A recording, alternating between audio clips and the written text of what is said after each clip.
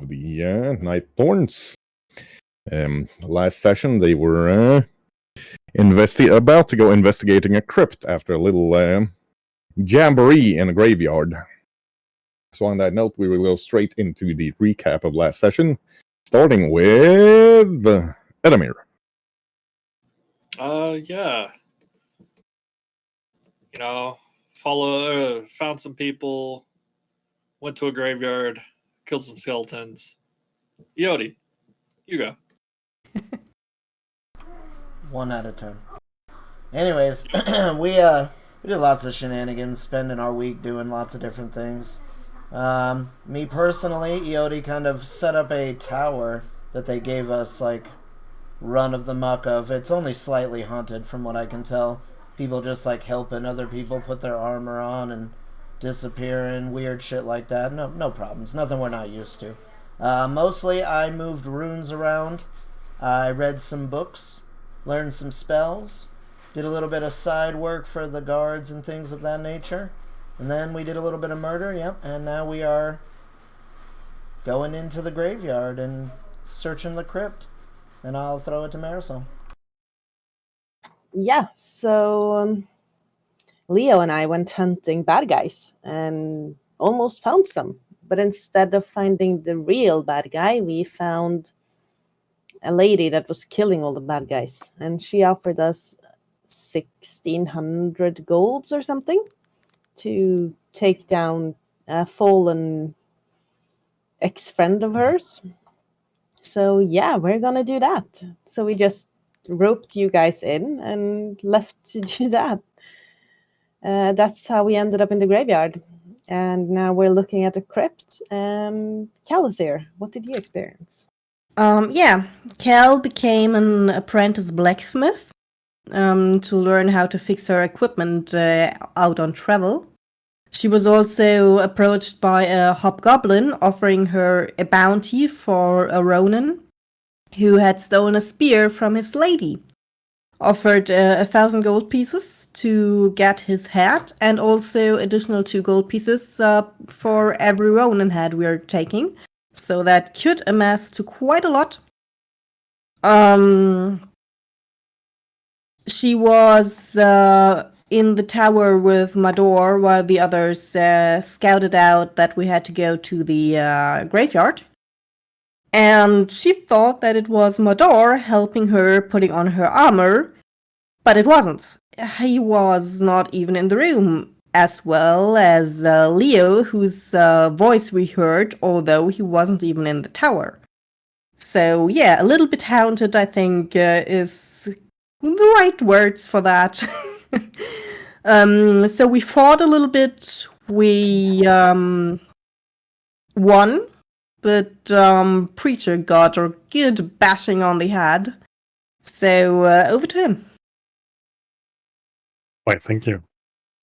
The week was spent in various pursuits. I Preacher remembered how to be a good engineer, so he helped plug the entry point where the creatures who attacked our good friend, name Albertine, the future champion.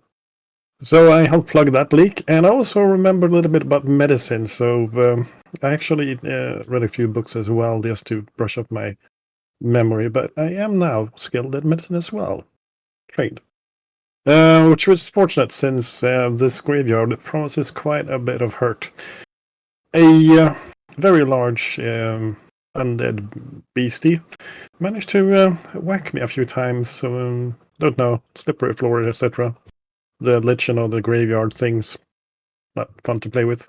But I do have one thing to say. I kick ass for the lords. Over to Leo. Yep. We got the aforesaid offer of room and board from the Grand Master of the Knights of Ravensbridge to guard Albertine. Marisol was very kind enough to bring Leo in on a bounty for the local law enforcement. And when we found the Knight of Apollo chasing the missing squire, Everybody did different downtime activities, earning some money, gaining knowledge, learning new things. Then there was the weird incident where Leah was out of the tower, yet Carl heard his voice. Strange. And as said, we're in the graveyard. We beat some bad guys, and we're waiting to go into the crypt. Zara.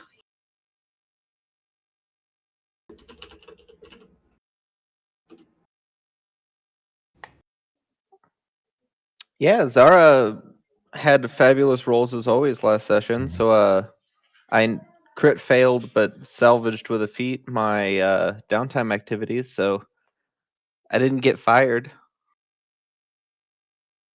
Other than that, we found a whole stack of bounties to go for us to collect, and now we're trying to hunt down the final baddies involved in sending ghouls to the well. So that's where we're at right now.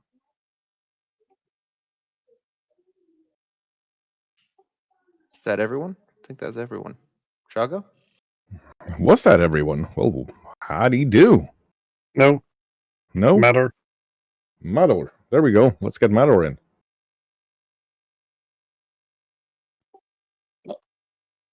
Most of my time was working with the sergeants guarding. Sergeant's the one that gave us the room and board. Grandmaster was not there yet. I was also helping and training with a sergeant. On my off time at night, I would go and do some stargazing, and on my off time during the day, I go to the university and make a few gold telling horoscopes. As has been said, Cal and myself were in the tower. I was up by the ballista, doing lookout, and we heard Leopold telling us to get ready. I headed down the stairs, and she asked me, Cal asked me, "Why did you go back upstairs?" And I go, "What are you talking about?" She told me I helped her put on the armor. No, I didn't help her put on the armor. And then through the door came the rest of the group, and we did do a couple of us did do a little quick check around the tower. I found something interesting that I'll have to have a talk with the Grandmaster when I get a chance. And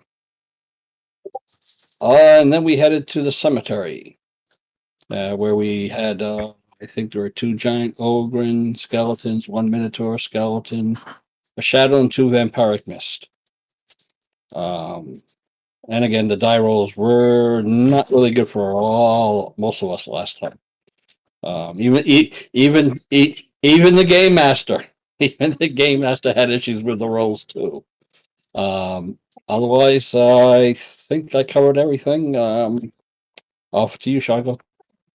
Yes. So you, I believe you were steeling yourselves to go down into the crypt proper. Is there anything you guys want to do before you're entering it?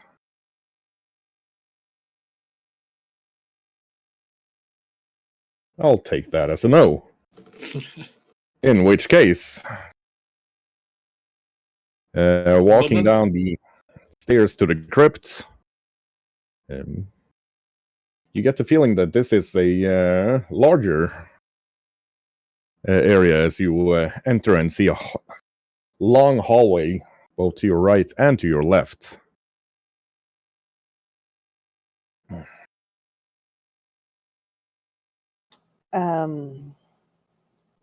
Right or left, guys? Left. Always left. Does anybody know how to look for traps? Hopefully. I mean, there was like a goblin or something charged to the door, wasn't there? Halfling, I think. There was a halfling, yes, charged to the door. Walking down the stairs, you find a human in, the type of clothing that you'd expect a thug to be wearing. Loose pants and loose shirt, dagger in his belt, and lots of arrows from some sort of trap sticking out of his neck and head. Yeah, definitely need to check for traps.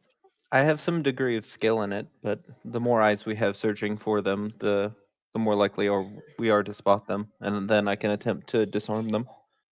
Yeah, let us have I'll a try look to help you around. look. What in the world is going on with the map? Somebody brought a 10-foot pole, right? We probably can fix that. Hold I on, gotta get all of friends. the weapons from the big guys.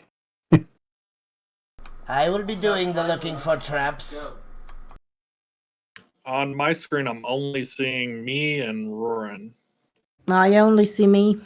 Click your character icon and it'll show everyone.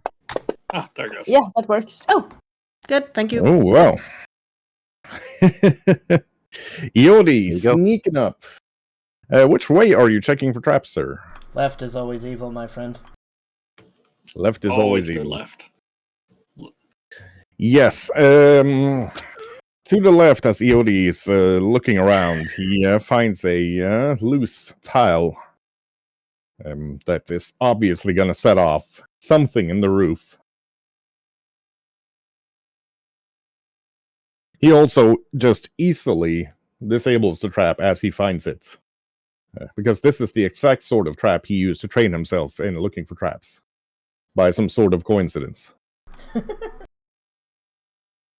Ah, yes, friends.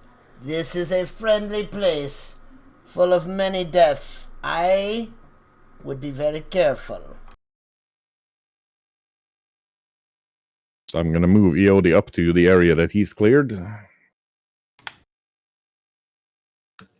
I want to... Do I have it?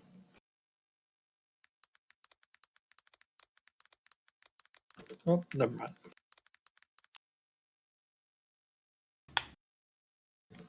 Thought I had that cantrip learned, but I didn't. Unfortunate. How is the ceiling in here, Sugar? Ceiling here is about 8 feet high.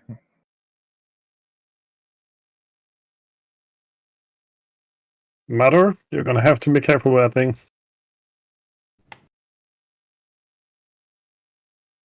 And Marisol and Cal are busy discussing a dress they saw when out shopping.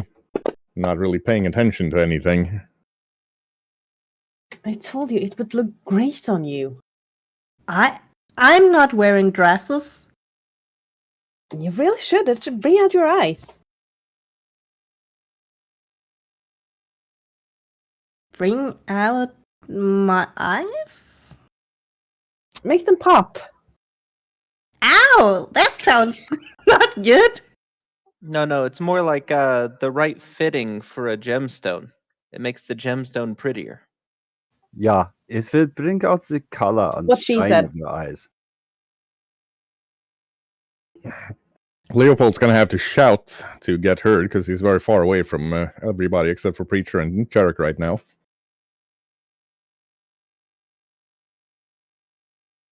Gives a cough and tries again. I said it will bring. Oh, never mind. I would like to do a little wiggle of the fingers and cast Detect Magic there, Shogbro. Gotcha.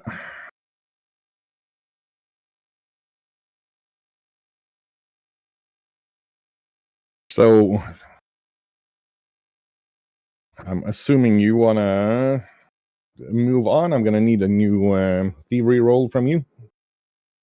Fantastic. Did somebody buy new dice? That's a color I haven't seen before. I like it. Gonna have to invest in some shiny dice for y'all. I'm still just using custom colors. So yeah, Iodi moves up. Here's a click as he steps on another loose tile. But what about my 25 Shaga? Yes, you would very clearly notice that he's going to step on that tile, and he does. Because nobody said you were going before him. There's a click as he steps on a loose tile, and then a small square above him opens, and some rust falls down on his head.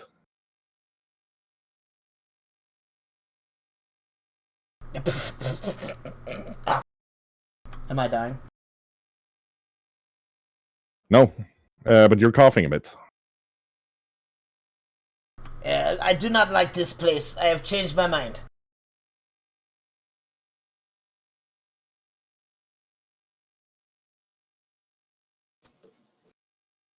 Take care, Master Yodi. We'll get through this.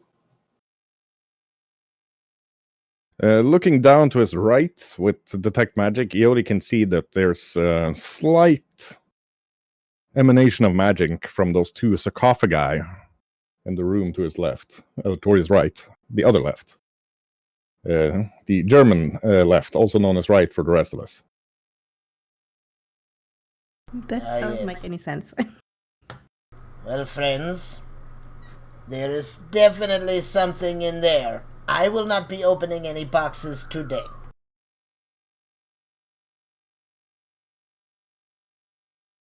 I think you did quite enough finding the first trap, Iodi. Just keep a watch out for any magic around us with you. Oh, it is there, in that box, and probably that box. Also, it only requires one trap to kill us all. Fortunately, we have both you and Zara to take care of us. Yeah, Sora notices that the sarcophagus next to you has a lock on it that is obviously trapped.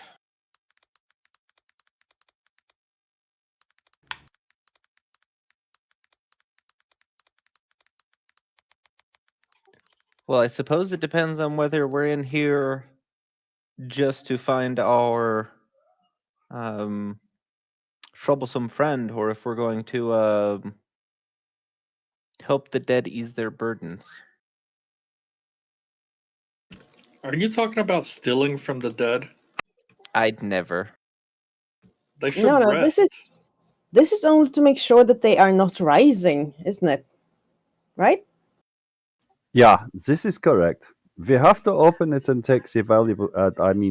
We have to open and check to see that they are actually dead and gone, and not undead.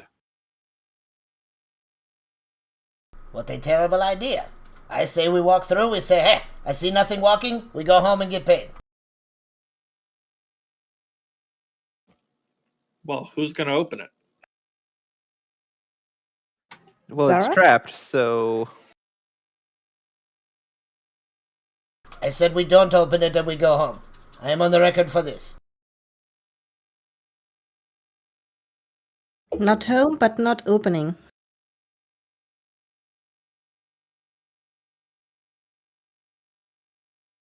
Very well, I will open it. well, first, all in favor of opening the graves. I am okay with opening them, but not looting. Well, what's the point of opening them then? To see if they're undead. It's still locked. It'll be fine.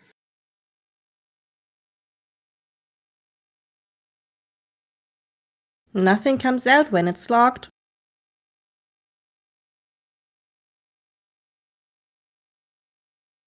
Fair. Then let's keep moving then. I'm assuming that was Sora's thievery skill to disable move that forward. lock. To move forward. Very well. That's why there's a movement queued as well.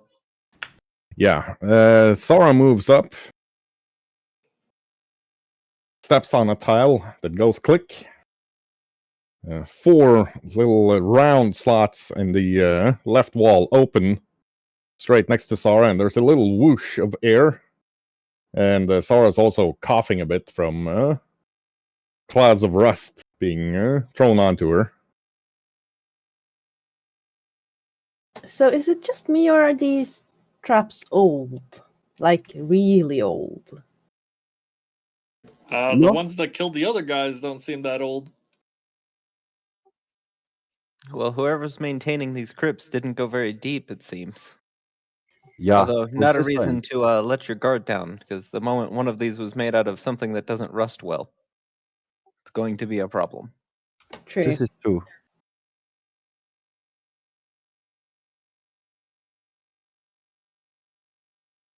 Everyone keep the close eye out.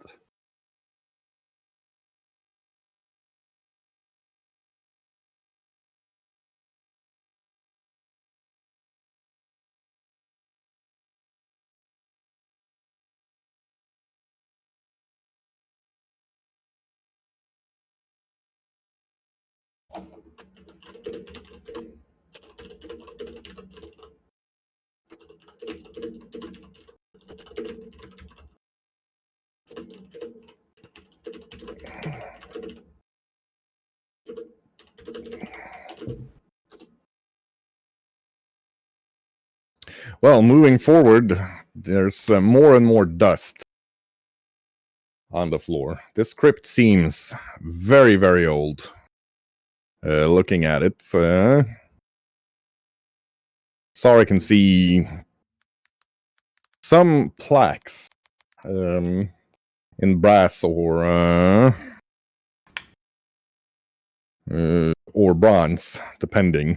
Faded and I don't know can't remember the English word for when copper and brass go green. Corroded. Corroded. Verdigris. Yeah, verdigris. There we go. Covered with verdigris to the point where it's almost unreadable. Did I notice anything down here? These are nicer sarcophagi. There's been a fair amount of time spent making them from what you believe is a sort of marble. Although marble with the sort of greenish veins in it that these sarcophagi are made of is, at least in this age, almost only found in archaeological sites. It's believed that the continent that type of marble came from is sunk in the sea millennia ago. And they're also carved very in the likeness of the left one's carved in the likeness of a male soldier with what looks like a wolf pelt instead of a cloak. And what you'd guess, not being an expert, is an early form of plate armor with a two-handed axe kind of held down. On the right one, you have a female in the same type of armor, but with a large round shield and a spear. On both of their armors, there's also engraved scorpions, stylized scorpions. Well, from the look of it, must have been a regimental emblem or something like that. Give me a perception check.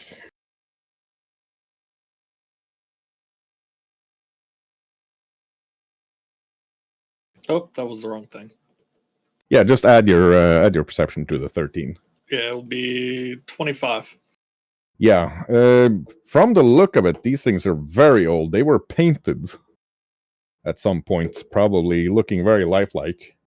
There are traces still on the scorpions of red paint.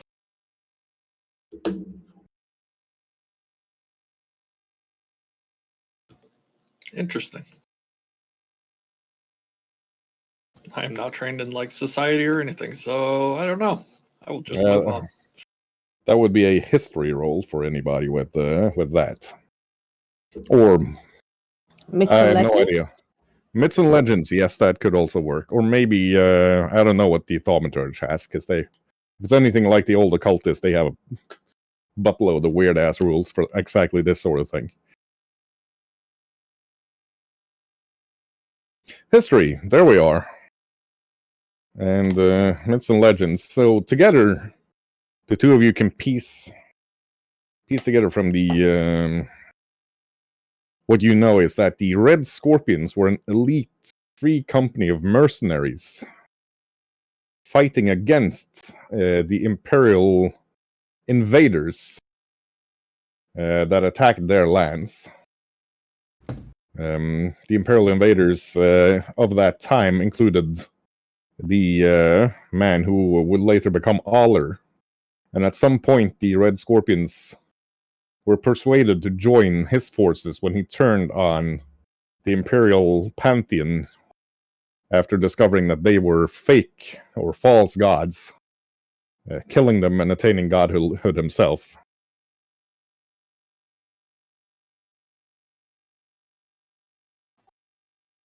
They were particularly known for their use of spears and polearms. Any piercing weapon, really, but especially spears was one of their fortes. It is said that one of them who ascended to godhood alongside Aller wielded a spear with a diamond head.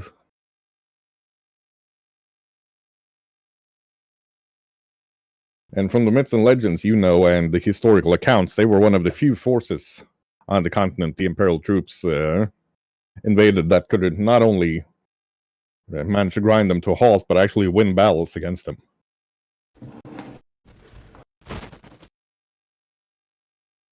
They're thought to have numbered somewhere between 200,000 and 300,000 in total. This is old then, I think. Really old.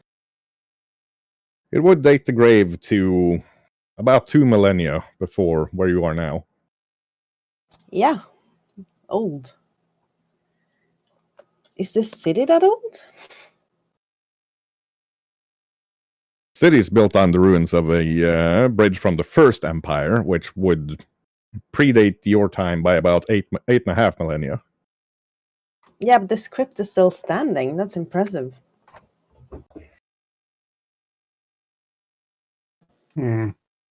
Obviously, it was built to last.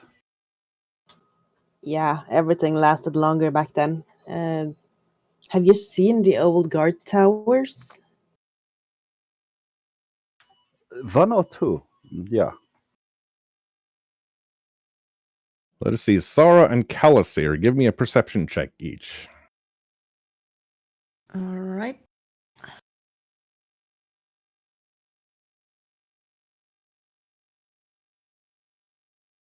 You both hear sort of a skittering sound coming up from ahead.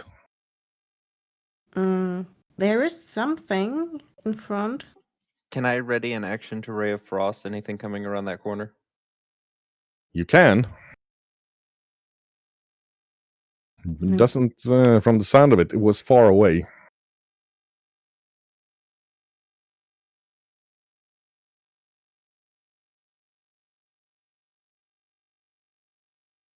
Okay, I would like to sneakily move forward then.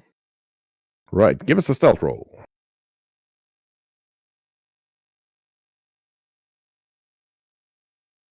Right, so Sara sneaks up. And down in the room, she sees one huge ass spider, in addition to 3 smaller spiders. Huh. There we are. Is that spider actually eating a Pegasus? I was just pointing that out myself. I think we That's a now big know spider. how big it is. Yeah. Would you like me to try to talk to it? Yes. Be my guest.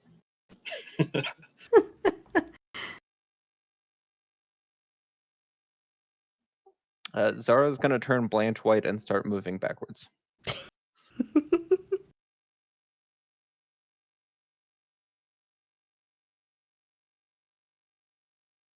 Oop, no. If you try to move on top of somebody else, I will deny the move request, just so that's said, so we are aware of why that's happening. Also, you guys are moving forward without knowing that there's a giant spider there. Oh, true, I guess.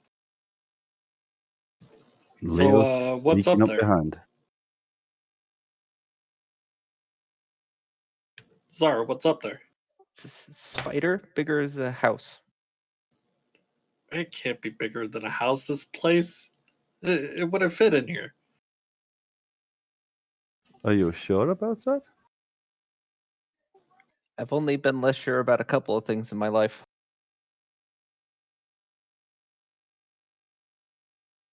But this is not one of them. Hmm. Big spider. Well, we either go back and go around the other corridor, or we have to face it.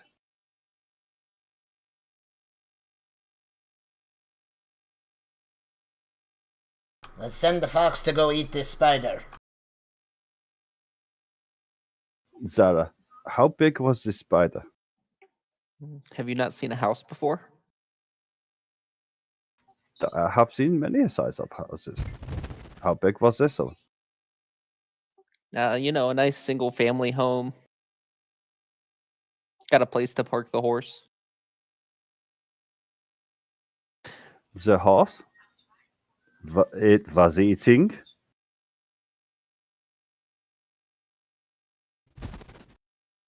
A spider big enough to eat a horse. Okay. Yeah. Yeah. Really? I hope the horse was dead first. As Edmir moves up, the three smaller spiders, they are still the size of a human, and the ogre-sized spider all turn and stare at him with their multiple eyes. I would like to use my wild empathy and try to communicate to them on a rudimentary level. Use diplomacy to make an impression, and try to see if we can just nice and calmly get past. If they will allow us, we mean them no harm. Okay, give me a roll.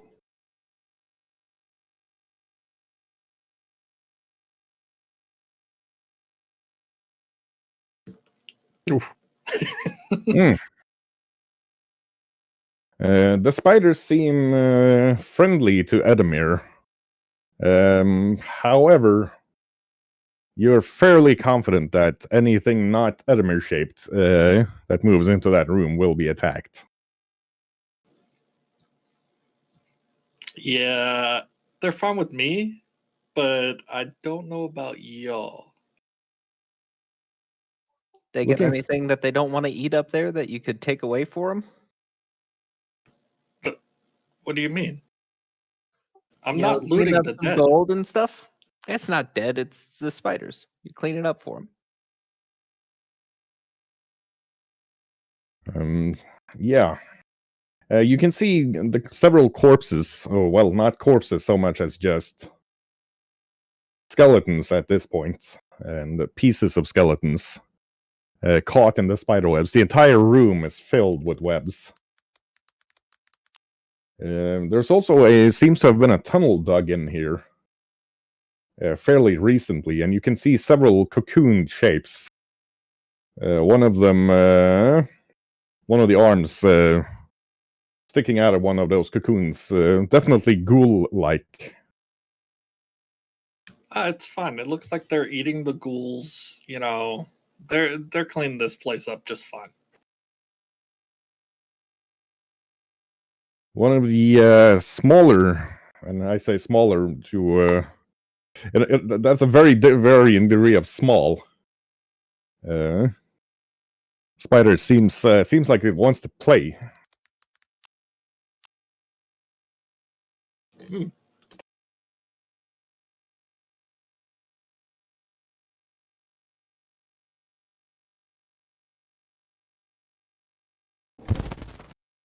Do I know anything about how spiders play?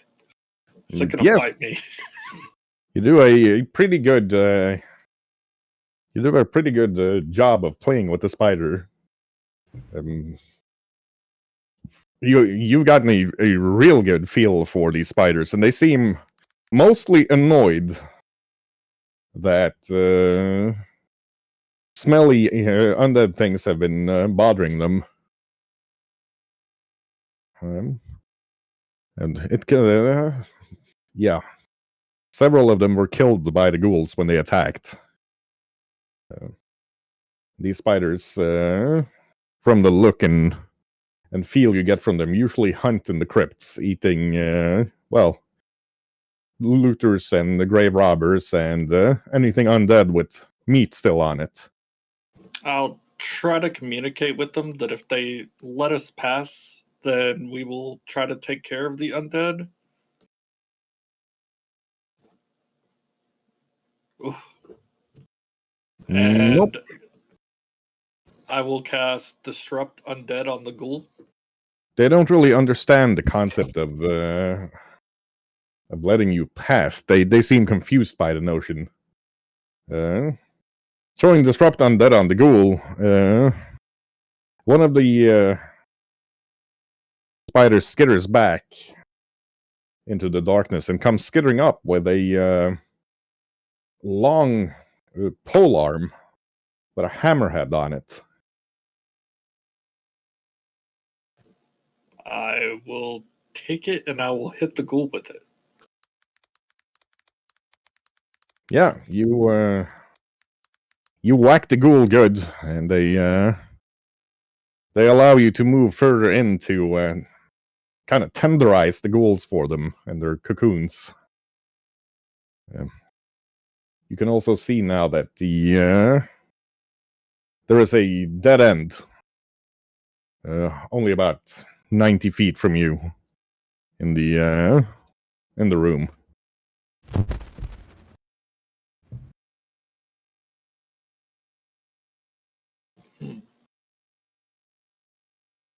I'm gonna go back to the others. Be like, a spider gave me this weird polearm thing to kill some ghouls. I don't really know how to use this, but It's called the Lucerne Hammer. right.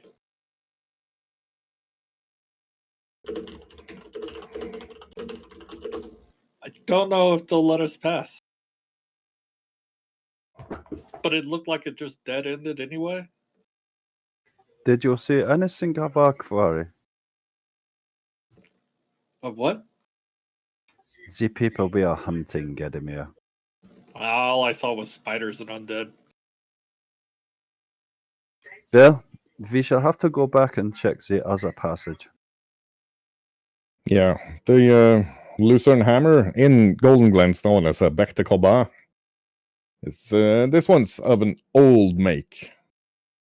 Quite obviously, Edamir can see that the type of wood it's made from is, well, that type of tree has been extinct for at least the last 800 years. The head and spike on the bottom seem to be made of cold iron. Does anybody want this? We should bring it along. Definitely. This is perfect for killing undeads. I'm proficient with a polearm. It is a You I'll pole. hand it over.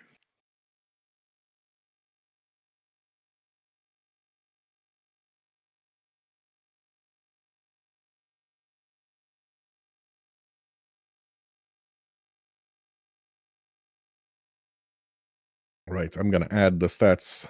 That's got to be done manually, so I'll add that to Modor while the rest of you plan on your plans. So we go back and right? Yeah. It just looked like it just dead ended. There might be something hidden back there, but I couldn't really see, and I don't want to bring fire anywhere close to spiders. They don't tend to like that. No. Well, if they are not friendly to the rest of us, then we can only go on what you saw. And if we do not need to fight them, then, well, let us check the other wing and then see if we find anything.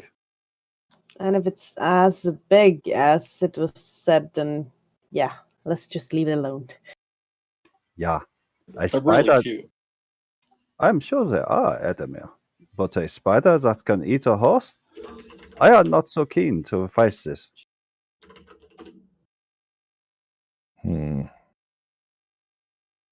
How in the world do I add this weapon to Mador? Where's the plus sign?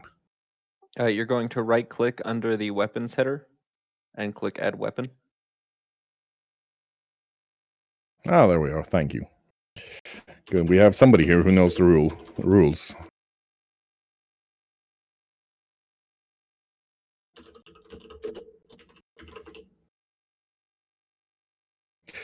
So I will quickly add this weapon while the rest of you move. Give me just a little thingamajigger. What's it called? Thingamajigger? Just a moment. Son of a biscuit.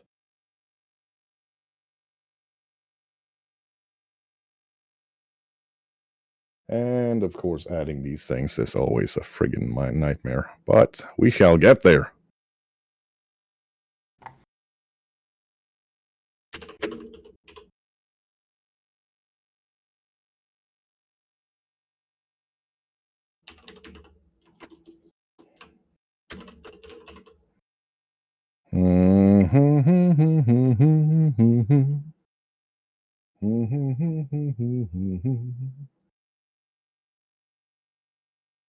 See if this has done what it's supposed to be doing. Well, if they eat the undead, then friend of our friend or enemy of our enemy? Well, it doesn't really look like they're eating them. Looks like they caught some people and they turned undead before they got to eat them as, humans. That must be very inconvenient for them. Yeah, they said that they were getting fed up with it. Well, I am not keen on providing them with some live food, so perhaps we should move on. Well, there's one advantage to this, Edamir. If you ever need another wee beastie to accompany you, you probably have some good friends now. Yeah.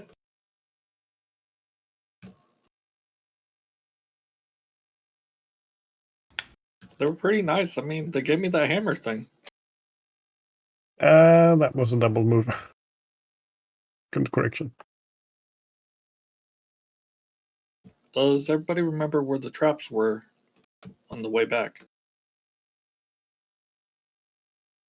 I think so.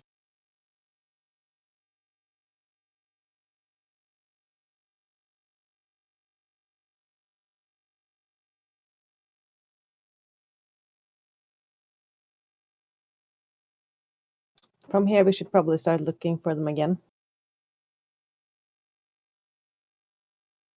Yeah, Mador now starting to look like a pro fisherman, heading out with 3 polearms carried.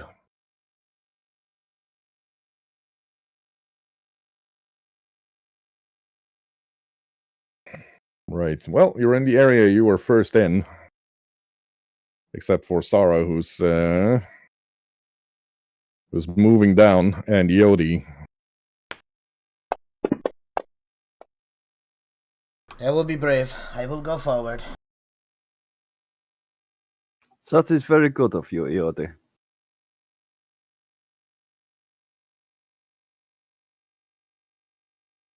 Those of us trained to search for traps are best in the front. So moving forward, Yodi finds another individual, a dwarf this time, drained of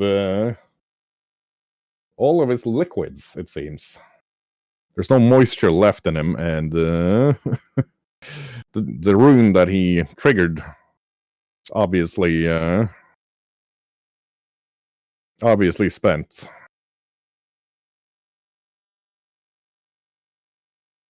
This would not be a good way to go. It is the only way to go. I mean, drained of all your fluids, silly fox. Yeah, Gotcha. Yeah, I must agree with the audio on this one. I do not like the sounds of this.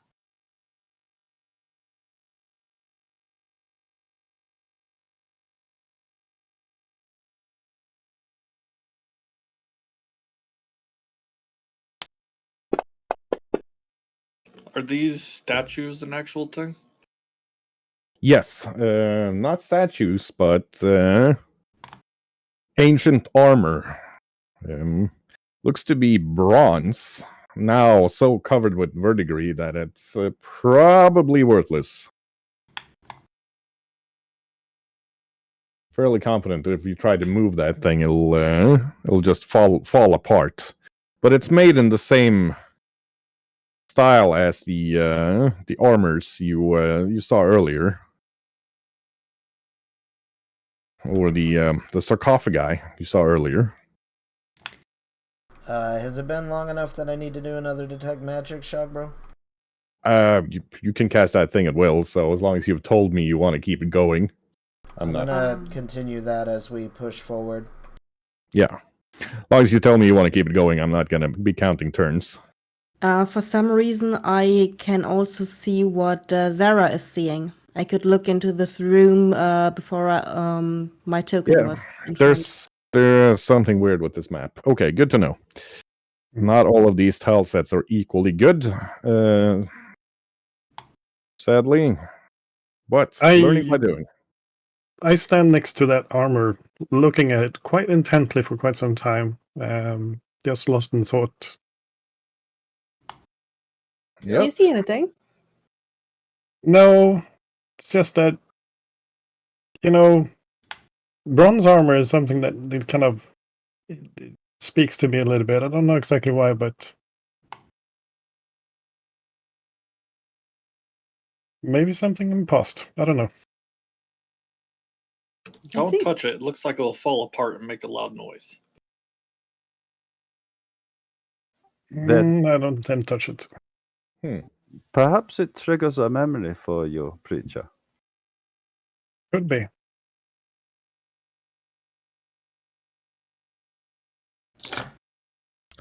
There is a way to set vision radius. I've pretty much done it, but the map tiles aren't cooperating. So that's probably something in the map tile set. Some of them have inbuilt line of sight, some don't. For some reason, the crypt one doesn't. So, good thing to know.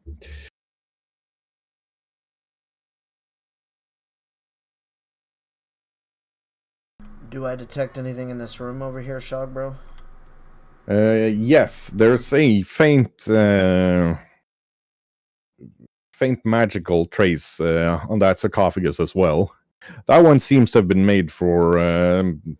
It's even more ornate than the two you found when you took the left path. This one, a dwarf, with a shield formed in the visage of a roaring dragon,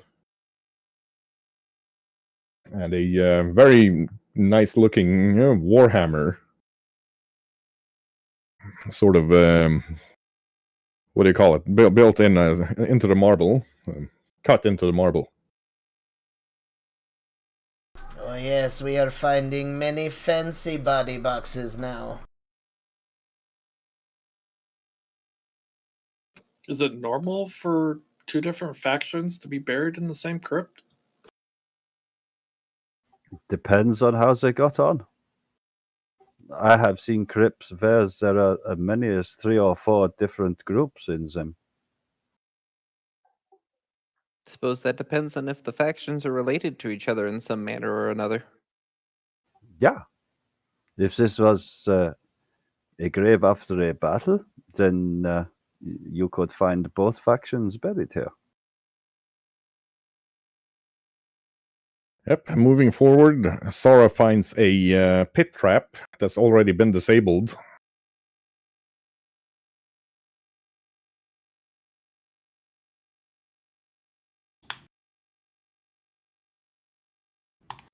I'll move right up to the edge and look down in the pit. Yeah, that one definitely hasn't been disabled, and you can see the crushed remains of an elf about 70 feet down. I'm gonna hold on to her, make sure she doesn't fall. We would probably want to jump over that. What was the space between the disabled pit trap and this one? About 10 feet. Someone has a rope? Yeah. Definitely. Yeah, Makes it safer. I mean, I could turn into a little fox, hold the rope in my mouth, and someone could throw me across. I'd be more safe jumping across, honestly. And Oh no, that's a we long have way. we have a few people that are plenty capable of jumping that. So if one or two of us jump over and take the rope, then we can use it to stabilize the others. Yep. If you think you can jump, then go for it. I 10 will feet? back up and let you get a running start. 10 feet shouldn't be a problem, should it? Famous last words, isn't it? I'm just going to bind myself with the rope and hand it to Leopold and Mador and take a running start and jump over. Right. So that's going to be a DC 10 athletics. With a running start. Marisol, oh, Jeez. never mind. So Marisol jumps over, lands next to the pillar. Sarah, would you come next so that we can check if there's another pit on the other side? You said there was a disabled one just before this one. You said it was DC 10, right? Yep. Marisol's going to have to move, though, because there's only room for one over there where she's standing. I'm going to be very careful as I step over here, just checking the bottom as I step over, ready to jump back. And I'm still with the rope held by Leo and Mador.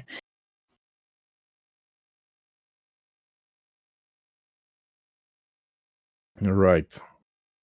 So that'll be an athletics for Zara. I'm going to shoo Roran out of the way so I can get my 10-foot start. And then I'm going to assurance across because I can automatically take a 18. Yep. You easily jump it. I totally forgot I had assurance on diplomacy. Dang. That's because assurance is no fun. Assurance is great for things like jumping over death pits. Or convincing spiders to let us all, in. Still no fun. There we go. Moving up, Zara finds another pit trap and easily disables it.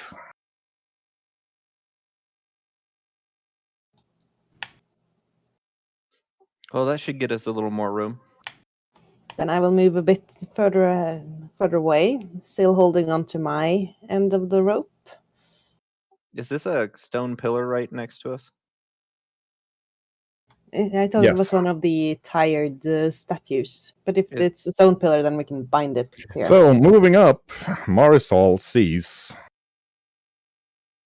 And now we will go into initiative. Before or after my jump? We'll give you the Oh, jump man. since you already rolled. Marisol sees a rider on a horse. Let's find a picture here. Guys, a skeleton rider on skeleton horse. Having to deal with jumping across the pit. Coming. Coming. There we go. And we will, of course, be doing going into initiative. So Edamir is actually first. Wow. Guess I will try to jump this pit. Okay. As Cal is in the way, that's going to be a DC 12. Huh? Oh, okay. However, made it. you do manage to jump over in fox form and skitter past her. Well, that's regular form. My fox That's form gonna be- would be different. That's going to be Long jump one. is 2 actions. Yeah, that's going to be 2 actions. So you have 1 action left. Then I'll change back to human. Well, There we fox. Other fox. Okay. And, yep. Roaring can move on his own. I'll just move him right there. And that's it.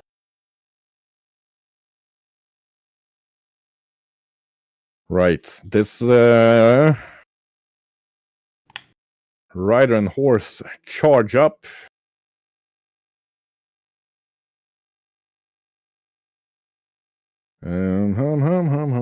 It's actually going to move the entire way up to Marisol, and then it's going to try to hoof her. Yep. And Marisol gets hit with a skeletal hoof for 7 bludgeoning damage. Ow. And you can hear more clattering of hooves inside of the room, but nothing's happening so far. It's Marisol's turn. Yeah, I'm gonna quick pull my blunderbuss and shoot this horse. Okay.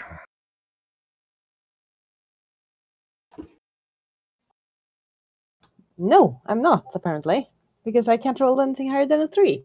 Well, the first one's a hit.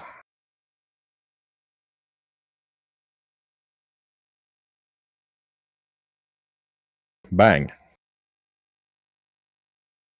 Very well. That was Marisol. Let's see. And I will 5-foot step away.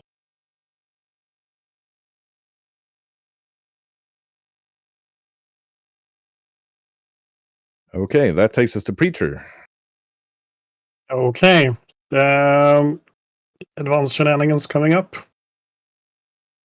First of all, a stance going into my flaming stance. So I'm going to be doing a wall run, trying to get past the entire horde of people in the way, and then basically doing a shove attack on this thing, trying to get it moved back so people can crowd out. If I fail that, I'm going to try and get past it. Wall run. Okay. You've got a pretty good speed. I'm going to say, though, that's a DC 17 acrobatics.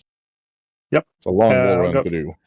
I've got 40 speed in one move, so. In that case, as you are fast, we will reduce the DC to 15. So you can get some momentum going. Whoo! So 40. That gets you on top of Cal from where you are. You're going to have to use 2 moves to not end up falling into the pit because there's no room for you. Yep, so I keep going.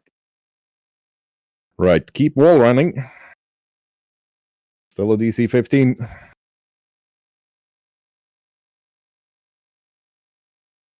And there we are. And that takes you up here, because you're not going to be able to run past that horse. It's too... Yep. Horse The and final rider are check. just too big. The final check, I hope, is going to be a shove to make him move back and so people can move up. Right. So that's going to be an athletics check. Yes. Fortitude save.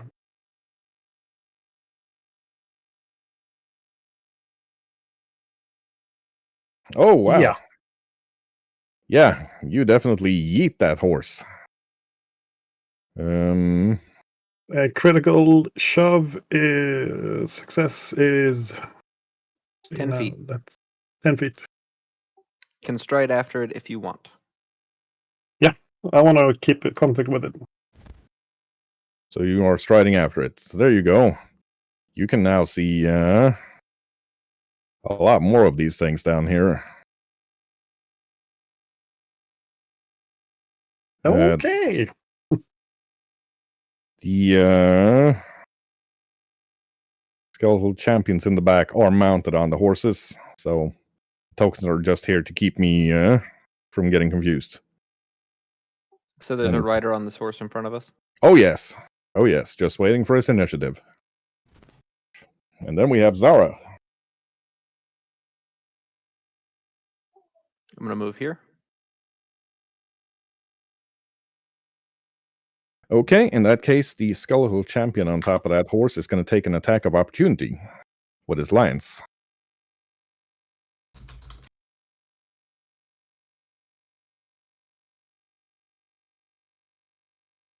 Whoop.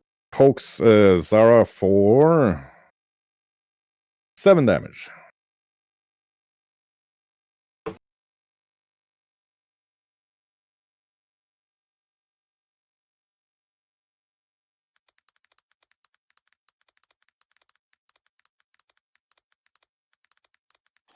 Okay, then I'm going to do an esoteric lore on the skeletal champion. Okay, roll away, sir. 18. These are not unknown. They have the usual undead immunities, death effects, disease, paralyzed, poison, and unconscious. In addition, they are resistant to cold, electricity, and fire, in addition to piercing and slashing. Any weakness? Being punched really hard. No weaknesses on the stat block, as rules go. Okay, well, I will give it a personal weakness then. And then I will swing at it with me hammer. Right, swinging at the skeletal champion. That, sir, is a hit. Or ma'am, in this case. Sir or ma'am.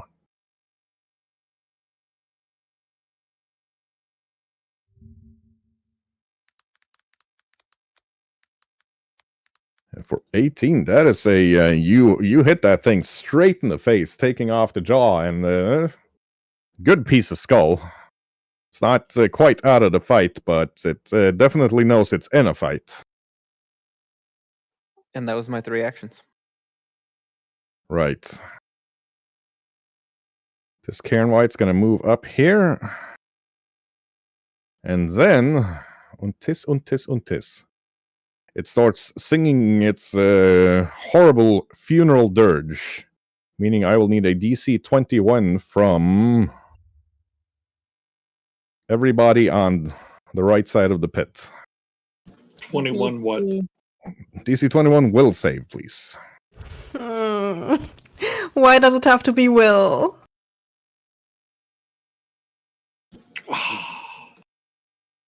Yeah.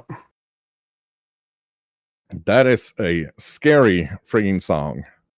Yeah, well, so- I do have bravery, so Yeah, so you're not affected yet, but if you get affected by another one, you will be frightened. Preacher, however, is frightened, so is Sarah. And so is Edamir. As this thing sings a very sad and haunting dirge about how your entrails will rot in this crypt. And the skeletal champion that's been waiting for his turn since the dawn of time, going to drop his lance, pull out his longsword, and slash at Zara.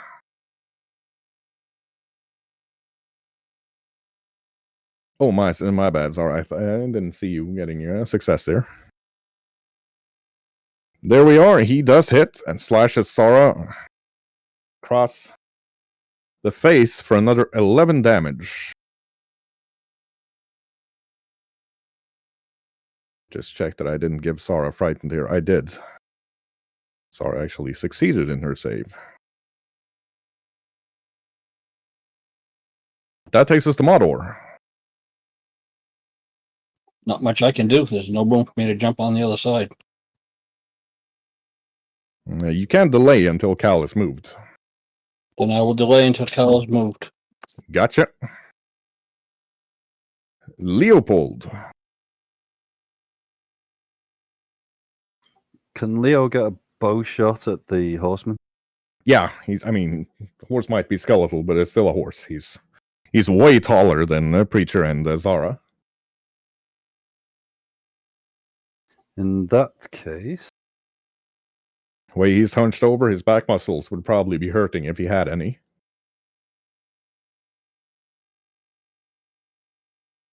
okay, Leo will hunt prey on the horseman.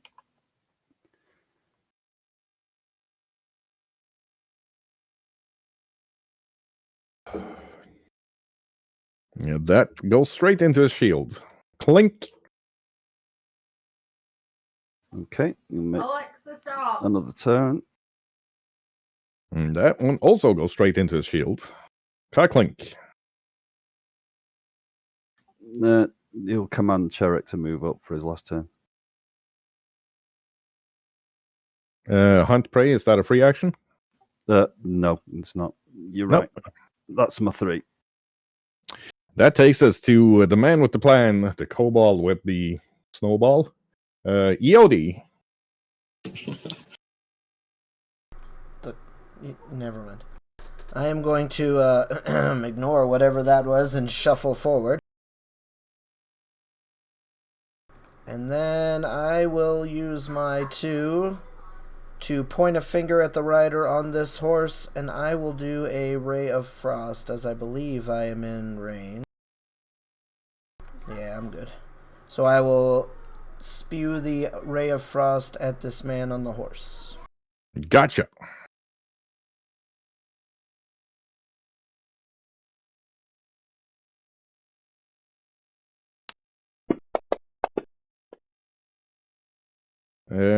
That goes also into his shield.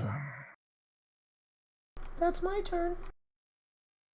That takes us to Cal. Yeah, Cal is moving behind Zara. Can I pull her back with one action? Not without getting feats for changing places in combat. Okay, well, in that case, I am raising my shield and holding my last action to change places with her. Okay. Modor, you can now run and jump if you wish. I will be doing that. That is going to be a DC 10 athletics check. Let's hope your dice don't betray you. Does, like I said, you only live once. Whew. Yep, Modor gets over, so that's 2 actions, and then he has 1 action left.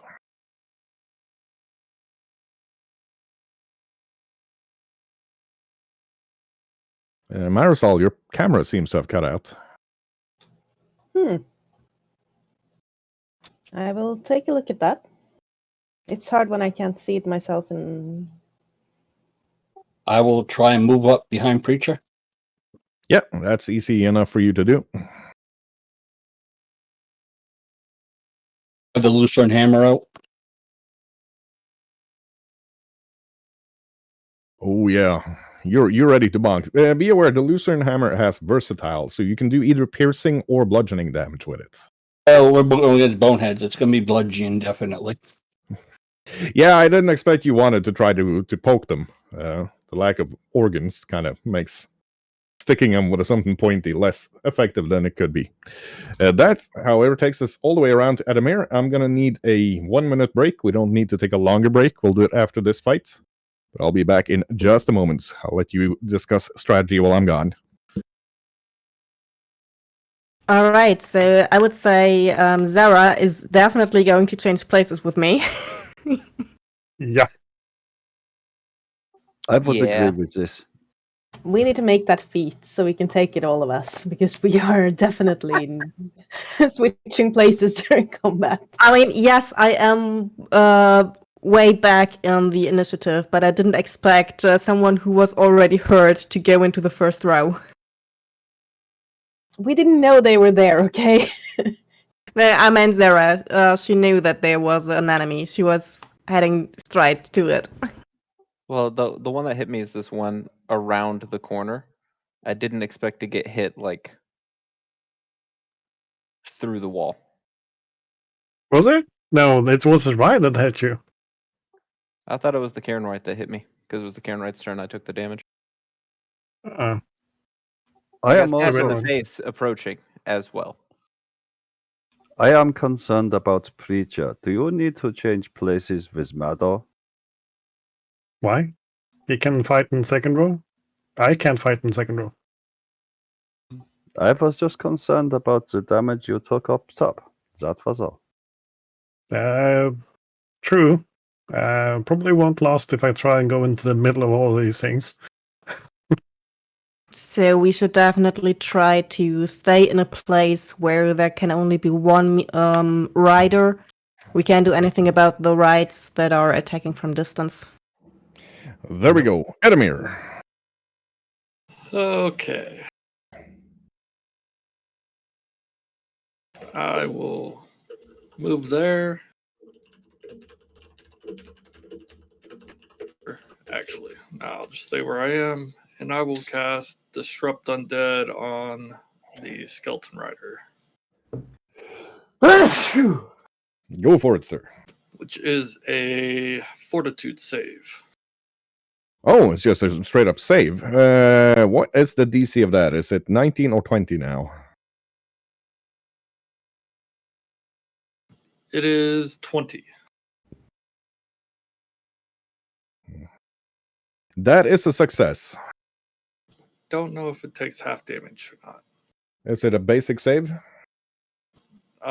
Basic Fortitude save. Yeah, so half damage. That is still a significant amount of damage. Yeah. Edamir hits the Skull Rider with the Disrupt, and the whatever necromantic energies are keeping him up or just fail, and the skeleton just clatters to the floor in a cacophony of armor and well, bones. And Roran will try to move. Hop Okay. across. That is a DC 10 athletics. I'm going to say for Oren, it's a DC 8 because he's got more legs to jump with. Rolled it. Yeah, Roran easily gets over.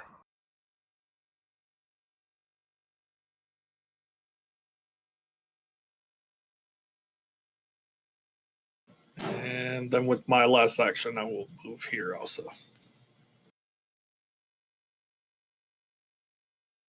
So the skeletal steed is still there, but the rider's gone. Yes, that is correct. The rider has been knocked off it.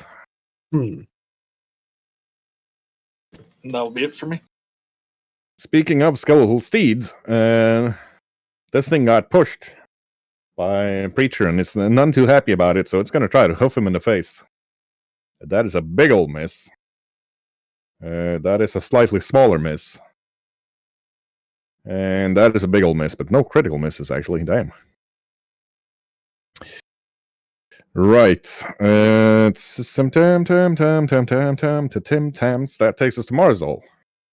Yeah, so I'm gonna shoot it again. Okay.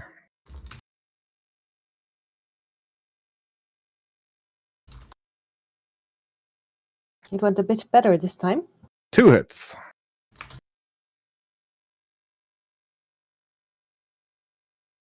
For a total of 11. Yeah, you you blast a lot of buckshot into that skeletal horse, but it's these have been big horses at some point before they became skeletons. Definitely war horses. They are Yeah. large and in charge. Of course, remember that it's not piercing damage here, it's bludgeoning. Yeah, I know. Preacher!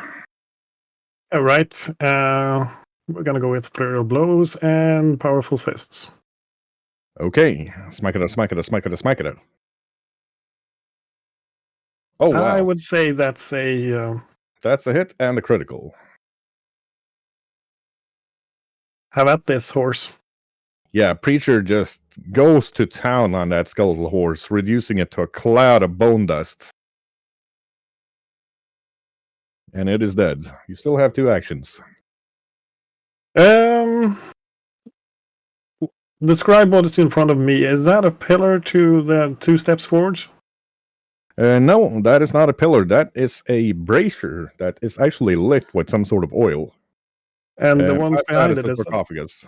yes. So technically, we would be limited on the right side. They can't ride over the sarcophagus. It's too high. Or They'd probably have to do an athletics test to do so, but it would be fully possible. It's not that high. It's about waist high, the sarcophagus, and these are big skeletons.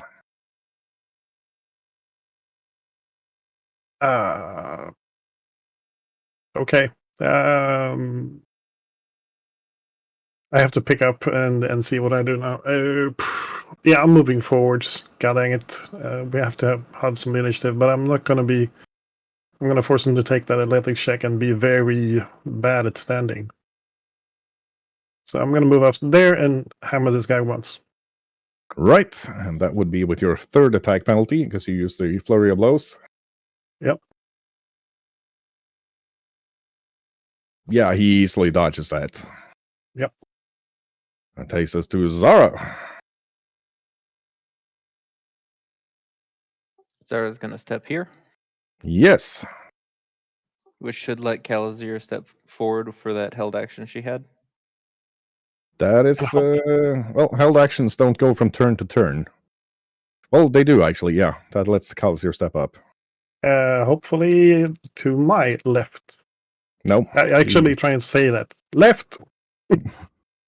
she did. She did specify stepping up to where Zara was. So Okay. that's what the held action does. And then Zara is going to cast Ray of Frost at the Cairn right. Gotcha. So that's a fortitude save, I believe. No, that's a hit. Attack roll. Yeah, my bad. 22 though is a hit, sir. Yeah. You can see the Cairnite has a bit more soft tissue on it, and the ray seems effective. And that'll be my turn. Right. The Cairnite, however, is going to go to town on Preacher, being all sorts of pissed off. Oh, and that is a critical. Damn it. Slashes him for 23.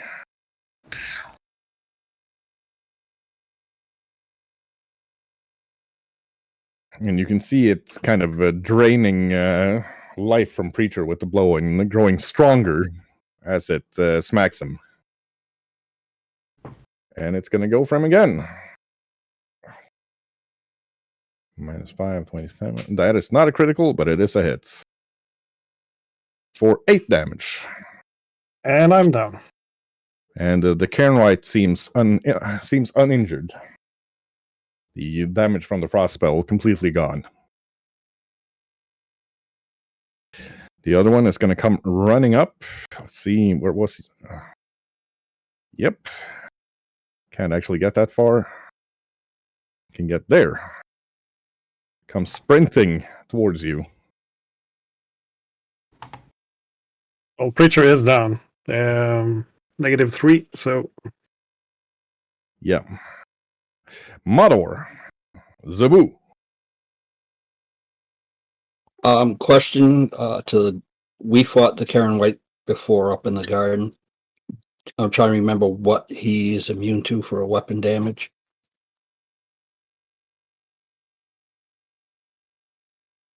You would have to ask Zara about that. That's you because we did fight it, and Tony does remember what we were using. Give me a flat DC 5 intelligence roll. See if Mador remembers or not.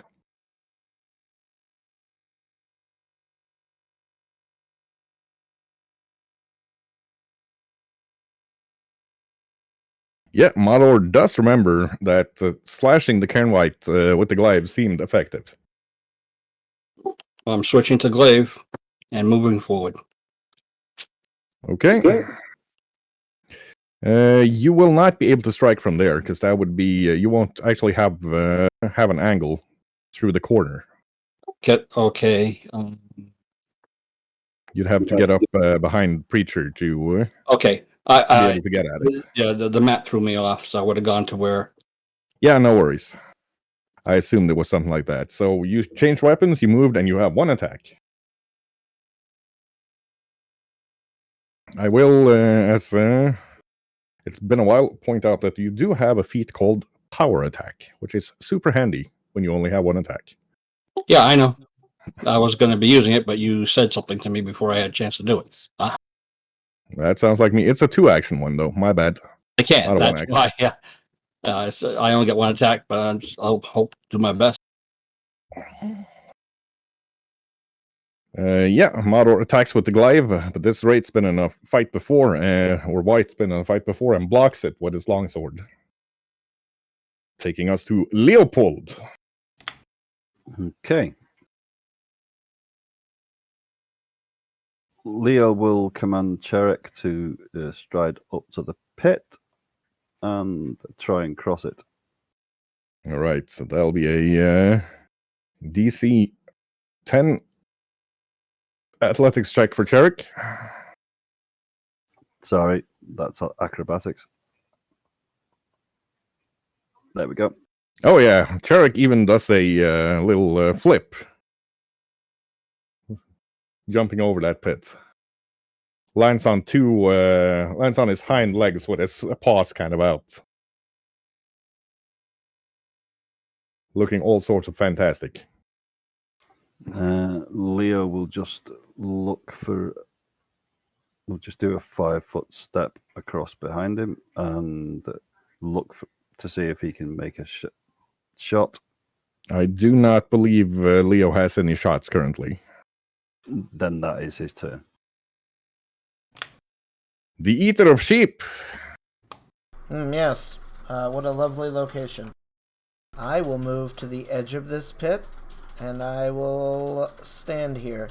I'm going to hold a ray of frost in case something comes from behind. Gotcha. So he's got his magic finger pointed and loaded, and it's just kind of covering behind. You already know. Perfect. He's a small creature. He gets recoiled from casting ray spells. That takes us to Cal. Yeah. Cal is raising her shield, moving to the other side of Preacher. So no matter which path I take to get to the other side, with my shielded stride, I do not get attacks of opportunity. Okay.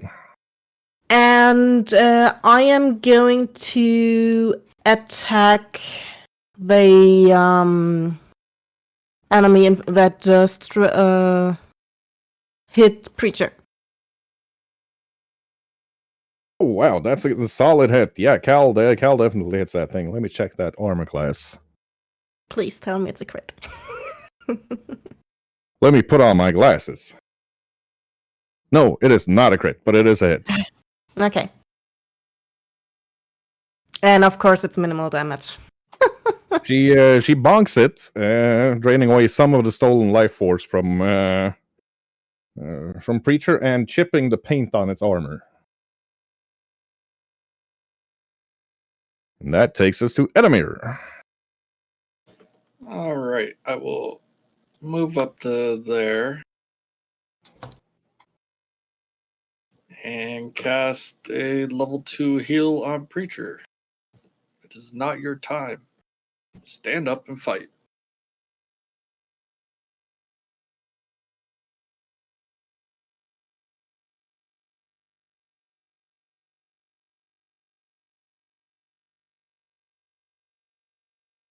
Right. Healing energy streaming from Edamir into Preacher for a good solid 22 heal. Remember, you do not go into minus hit points in 2nd edition Preacher, so it takes you straight to 22. Yep. And I'll have Roran move up to there. I am going... No, Preacher didn't get to bleed enough to maybe get the Dying 1 status, so he is good. And you're going to move up to there. Roran, move up to there, yes? And that'll be it for me. Gotcha. So this individual here makes a mighty whinny, rides up to here. Whee! You can see the horse is rearing back to give the skeletal rider a solid land strike against Calisare, but these things are not quite as in tune with each other as a living rider and and the living steed would be, so they are not actually attacking on the same initiative. See, that takes that to there.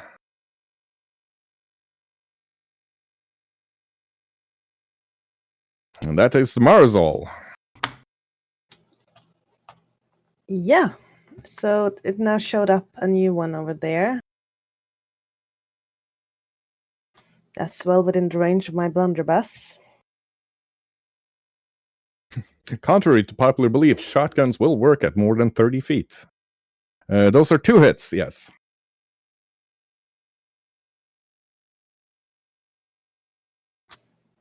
Well, we're in a world where there's skeletal horses, so I don't know why that's so hard to believe. I saw it tested with the buckshot. It was lethal out to about 40 yards, which is way more than video games will tell you.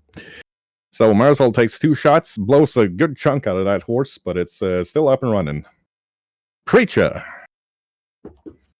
Having been mysteriously revived, and I'm guessing I was on the floor, I have to stand up. That is correct. So that's probably one action. Unless you then get I'm the gonna- kip up feat, yes, it exists. Yeah, I'm probably lost the stance as well, so it's going to be just 2 normal smacks. Yes, smacka smacka. Do you have to be in your stance to use your mighty blow, though?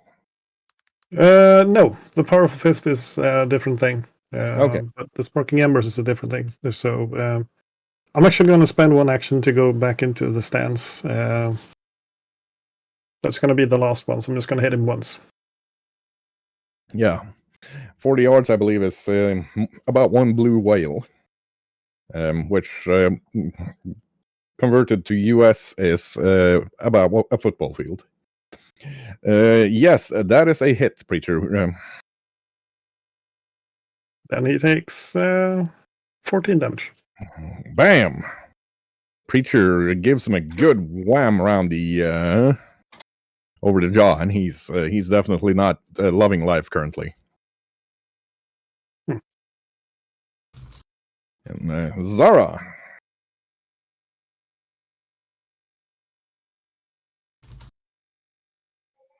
Okay, Zara's going to use an action to make a duplicate of herself between the 2 Cairn Rights.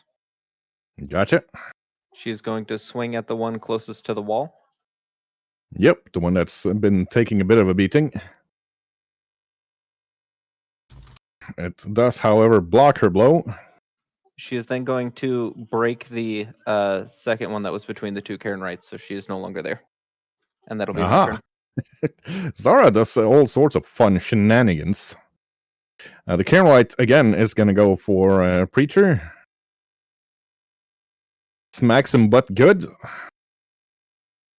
For 9 damage.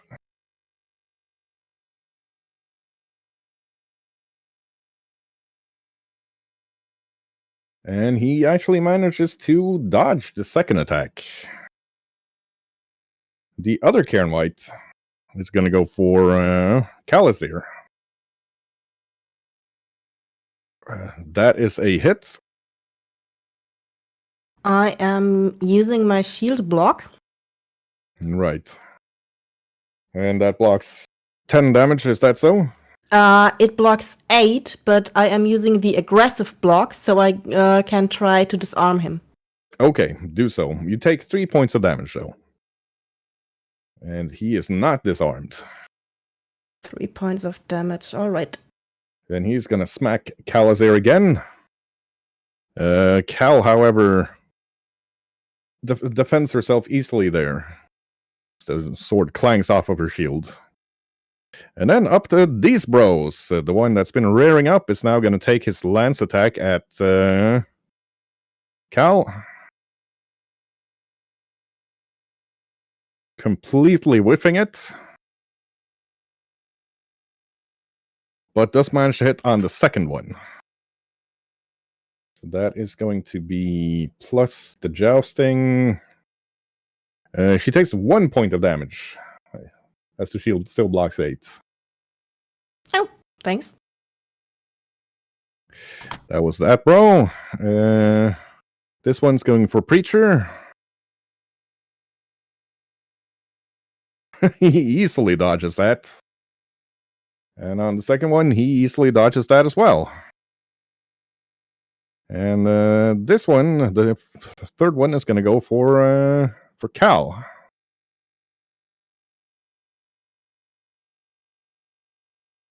Lance is well. It does manage to hit her with its second attack, plus jousting. Oh, subtract for shield. It is the third Thursday of the month. Tian is born in. That would be 7 points of damage after subtracting for the shield. And now it's Mador's turn. Swing upon the white I've been swinging on. Yep. Welcome to this fully armed and operational Drow fighter. That is a hit. Oh yeah, he knows you just smacked him. For sure. Let me check. I think that is just barely a miss.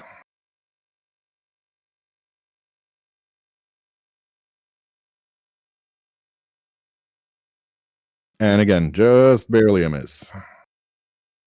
Taking us to Leopold. Leo will command Cherik to get the hell out of the way and stand behind Edamir. Gotcha. And then he's going to try and jump the pit. Okay. He is doing it from a standing start, so that's going to be a DC 15 athletics.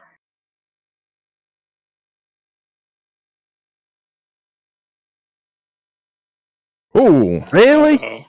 and Leopold goes, woo! Landing 60 feet down and taking 30 points of bludgeoning damage. Uh-oh. Didn't we have the rope across? Yeah, but that kind of got lost in all the fight, didn't it? I'm pretty sure you're not still holding the rope while fighting. Well, I'm still tied up to it, so if he held onto his end, I don't know. But he didn't.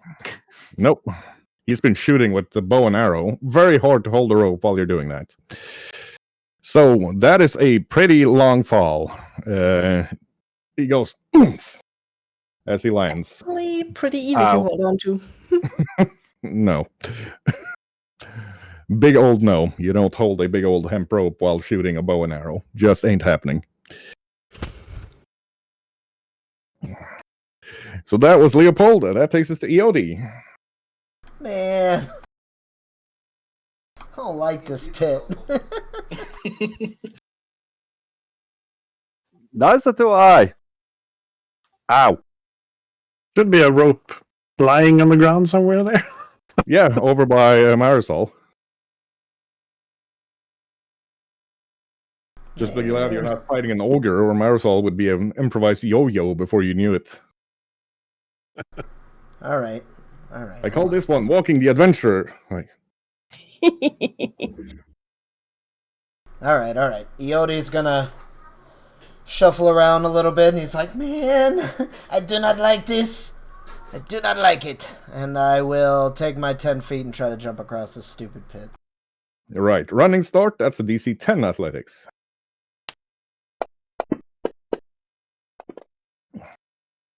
Oh yeah, Eodi just smoothly sails over. Whew. Just seeing Leopold's torch way down there.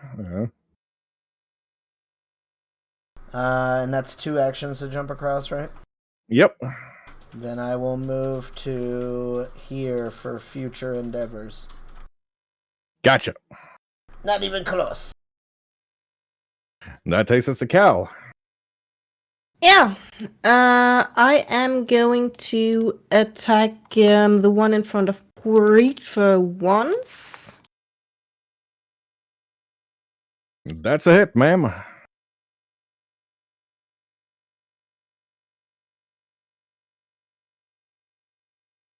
And then I am going to raise my shield and use my Everstand Stance. And why does it not show the damage? I rolled a 3. Which would make 6 damage. 6 damage. It was in the chat box, but Well, it didn't show. If it's not in the chat box, it doesn't count. So you'll just have to Okay. re-roll that damage. Yeah, of course Sure. it's gonna be a 1 in that case. Oh, did you shield bash him? Oh no, I why? No, I didn't. I used my axe. Well, Tomato, tomato. He ducks in so that Cal just hits him with the haft of the axe across the head instead of the axe head. And Yeah. you still have the two more. I know, but it's going to be raising my shield and going into my stance, so my shield now has a hardness of 10. And popping taunt. No, wait. This isn't World of Warcraft. Well, certainly speaking trying of- to get its attention. Speaking of World of Warcraft, it's Edamir's turn. Okay. I will take 3 actions and do a heal. Ooh. Ooh. So everything alive heals for 5. Everything dead takes 5 damage within 30 feet, and that's everything. Don't like that. Yeah. You can see some dust kind of pouring off of pretty much all of the undead fighting you. That's And the then holy energy just kind of screws them up. Roran will bite if he can bite around that corner. No, he's going to have to move first. Or he could try to bite around that corner, but that's going to be with a -5 penalty, because that's a really weird angle to be attacking in. He'll try it. No, that's a hit. he managed it. 19 piercing. Oh, shit! As the white is dodging Calisar's attack, Roran just pops out and nips him straight in the face, tearing his nose off. And that'll be it. Gotcha. And everybody healed for 5, right? Yes, everybody heals for 5. That's correct.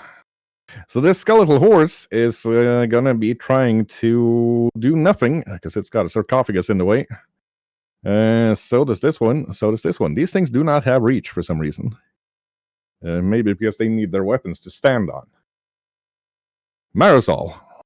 Yeah, so I'm gonna go over here and look down to see if I can see Leopold and say and called catch and drop down my rope to him.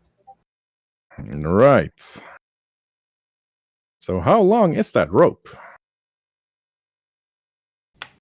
I guess 50. Right. So he's still going to have himself a bit of a climb to get up to the first 10 feet to get to that rope.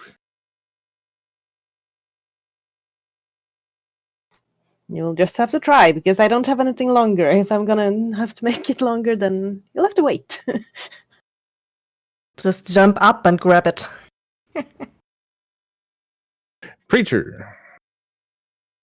Well, this guy in front of me, I'm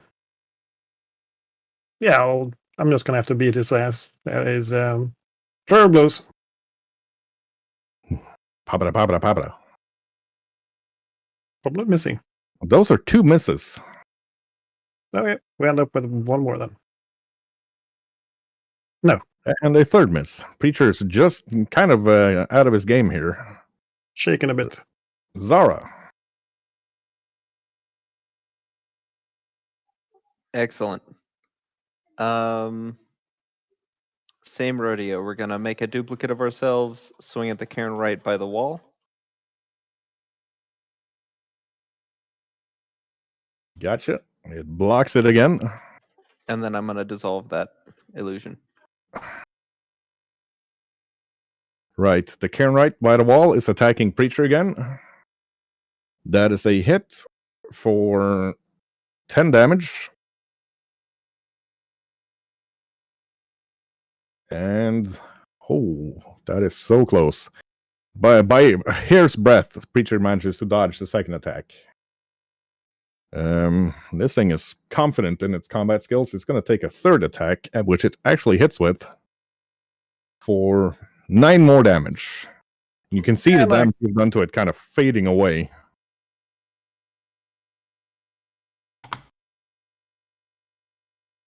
It was hitting me right.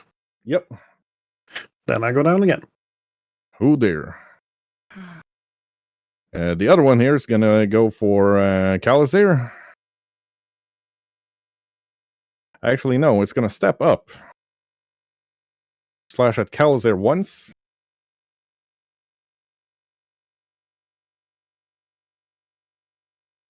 Hitting her for 12 damage. Did he step into my field of attack?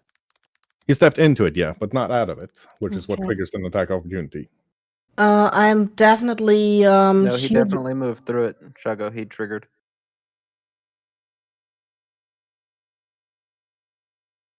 Yeah, he did. My bad. You do get your attack opportunity. Thank you guys for keeping me honest. He does, however, manage to dodge that. Yeah, you can subtract 8 from the damage I mentioned. 10. I have my stance. Okay, so 2 points of damage to Cal. And then he's gonna plunge his sword into Preacher, forcing a death save.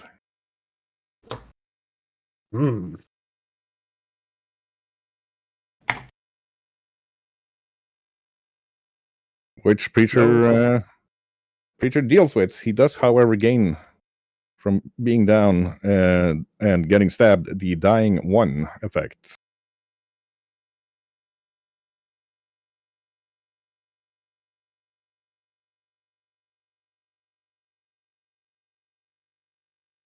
Okay, and that takes us to these bros. This guy is gonna stab at Cal with his lance. Yeah, I'm trying to disarm. Okay, that is a critical. So Cal does disarm him, but she takes 16 points of damage, minus anything that the shield blocks. So 6. Yeah, I don't know how much damage that shield is taking. That's something you're gonna have to Yeah, I'm counting it. Don't worry. do.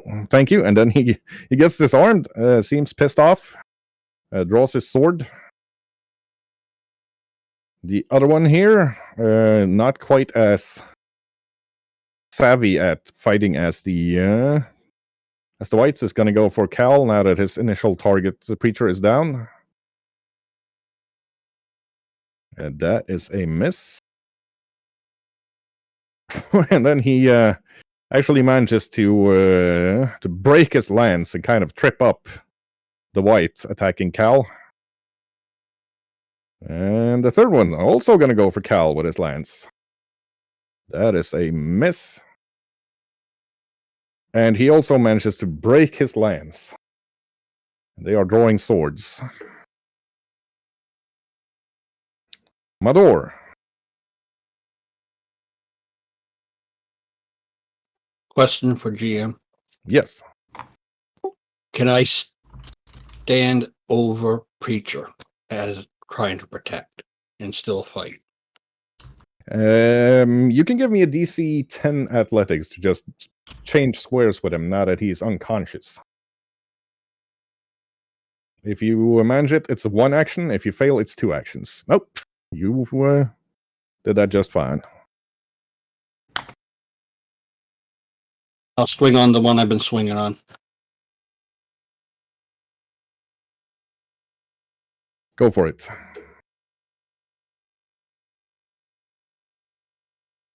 $30. 30. That is a critical, sir. Ooh. That thing is about to have a bad time. As Mador swings his glaive and takes its head straight off.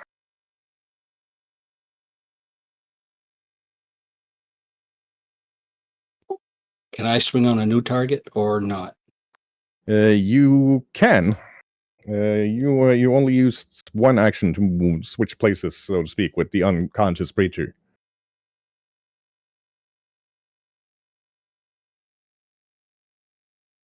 Oh, That looked like a 19 on my screen. it did, but that's not what it ended up with. Swings the glaive at the Cairn White, which dodges and steps on the glaive, tearing it out of Mador's hands.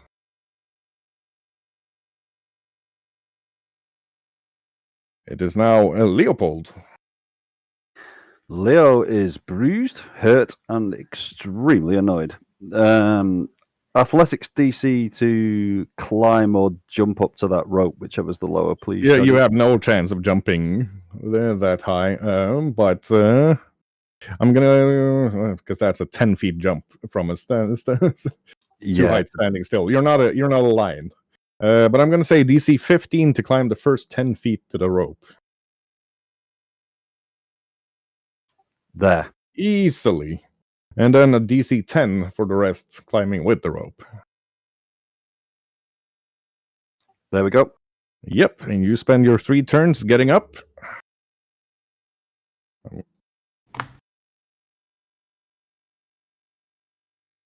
Thank you, Marissa. That was a very unpleasant drop. It looked like it. Yeah, you can see Leopold is covered in rust dust. There were probably spikes down there at some point. Thank the gods it wasn't anymore. Taking us to the Eater of Sheep himself, Iodi. Yes, it is my turn. So, if you look at the stream, right, Shog Bro, I've got like a little spot selected by that horse bro. Yes, I can see it. So Iodi will reach into his little bag of goodies and he'll pull a hand out. He puts it to his mouth and he goes and blows the ash cloud into that spot right there. Got it. That is a 20-foot burst. Any creature that ends their turn in this square, or starts their turn in this square, sorry, within the cloud take 2d4 fire damage, and they have to make a fortitude save. Okay. Gotcha. Is that Iodi's full turn? And then that's it for me, yeah. No, wait, hold on. I've forgotten. So I learned about my new evocation stuff. I will do a 1-action Force Bolt and use my focus point. And I will cast Force Bolt at this Karen Wraith that's standing over by Mador. Gotcha. This one, unfortunately, unlike my pew-pew with my fingers, Iodi actually has to use a bit of force, and he's throwing them out with a lot of gusto, as it were. But it's basically just a magic missile, 1 cast. Right, and that is 3 damage to that creature there. Gotcha. Taking us to Cal. Yep. Cal is attacking once. That is a hit. Finally with some decent damage. And then, yeah, like it was before, raising shield and going into stance. Okay. That seems to be the best action right now since everyone is attacking me. Edamir. Once again, I yell at Preacher to stand up. 16 and heal him back for to Preacher. 16. Yep.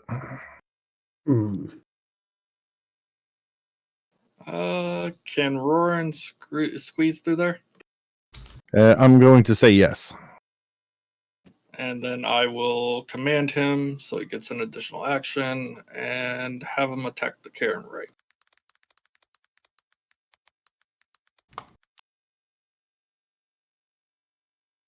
That is a hit.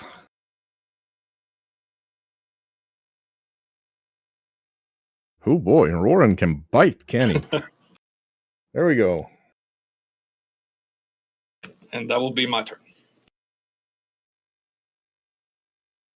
There we are. Okay, then.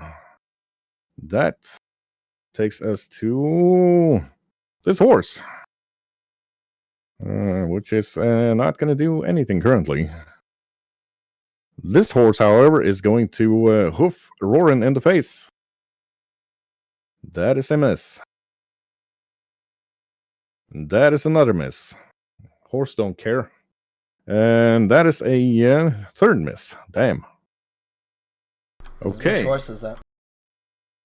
Marisol. Is that one of the horses in the ash cloud there, Shagbro? Yes, that is true. All of the horses in the ash cloud are there. So roll your damage, sir, and I will take their, what is it, fortitude save, was it? Yes, sir. So that is a failed one.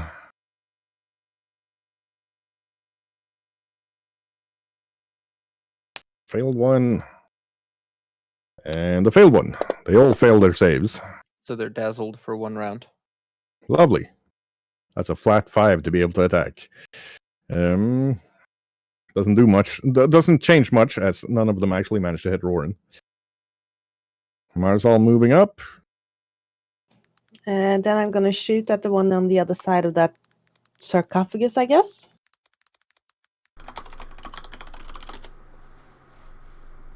That one? Yeah, the bad horse.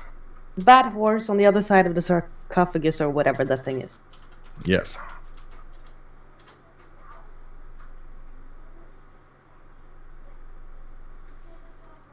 That is 1 hit and 1 critical, actually, and 1 miss.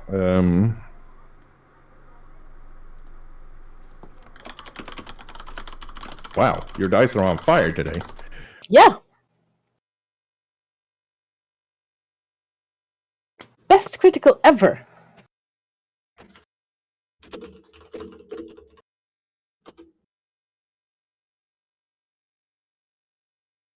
Best critical ever. That takes us to Preacher. Yeah, okay.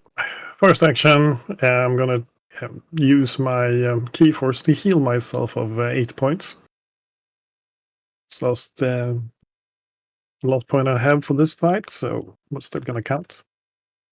Then I am going to try and get up onto this sarcophagus so I can punch that guy once. I'm gonna need a DC 10 athletics for you to be able to jump onto that sarcophagus and avoid the burning brazier. It will do. Yep, easily dodging the brazier and jumping up onto the sarcophagus. So this is my first attack, but it is my third action, so which First attack. First attack. Yep. then he gets a natural 20. That's a critical, sir. Was that the horse or the rider? I was actually going for the rider. Probably easier. Gotcha. I forgot the riders on those horses. They took the 5 damage also from the healing AoE, right?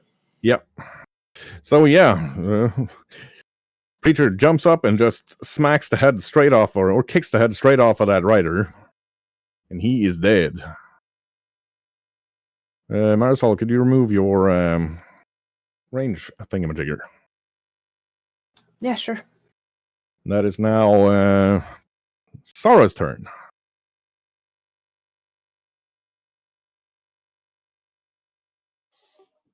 Excellent. I'm going to make a duplicate of myself adjacent to the cairn right. Yep. I'm going to swing at it with a hammer. That's a critical.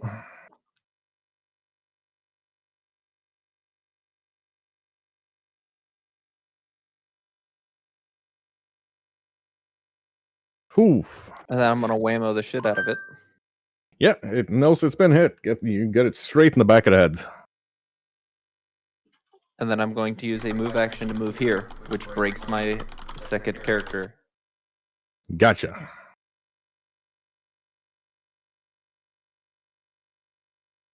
The Cairn White is going for Roran.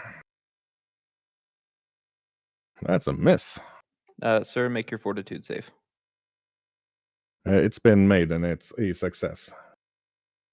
That's a miss, and that's a miss. Wow. Okay. It just kind of ineffectively flails its longsword at Roran, not doing a dang thing. So if you make your save, then it's half damage, so I'll just do the 1d4. Okay, thank you. Didn't think of that. Let us see if the Skeletal Champion here can do a flat check. They don't have their lances anymore. No, I'm aware. It does make its flat check, however, and it is going to attack Roran with the longsword. And breaks the longsword on the edge of the wall there. So it's going to claw at him. And misses again. Wow, my dice are kind of like Tolmar's currently. Very well. This champion here is actually going to dismount and move up here. That gives Cal an attack of opportunity. Me too. Yes, actually. Can't. I am. I don't have a weapon. I'm not going to use the attack of opportunity, so I can keep my shield block and hopefully the aggressive block to disarm him. Yeah, and Mador doesn't have the reach, so he can kind of just shake his fist at it. And then it is going to attack Preacher with its longsword. It was supposed to attack me. Come on. Slashing Preacher for 6 damage. That takes us Nice to Mador. balance. Mador, your turn, sir. I'm gonna switch the aggressor me Yep. and power attack the white right beside me. Not a bad call. Okay, go for it, sir. That is a miss, sadly. Just barely manages to duck out of the way, not get beheaded by the Gizarm swinging past it.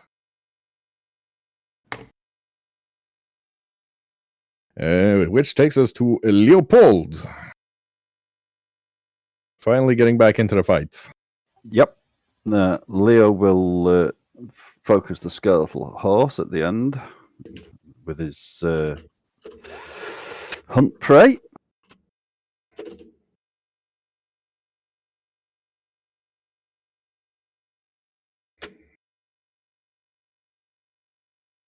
Yep. I'm assuming that attack roll is for the horse. It is. That is a hit, sir. 4. And he takes another shot at it. Yep. The first arrow just kind of goes into the ribs and clatters about, not doing anything. And second attack is a miss. Taking us to Iodi. Okay, well, since my cloud is still going strong for another minute, I am going to go ahead and point at the Karen Wraith, because that guy fucking scares me, and I will hit him with another Ray of Frost. And by hit him, I mean attempt aggressively.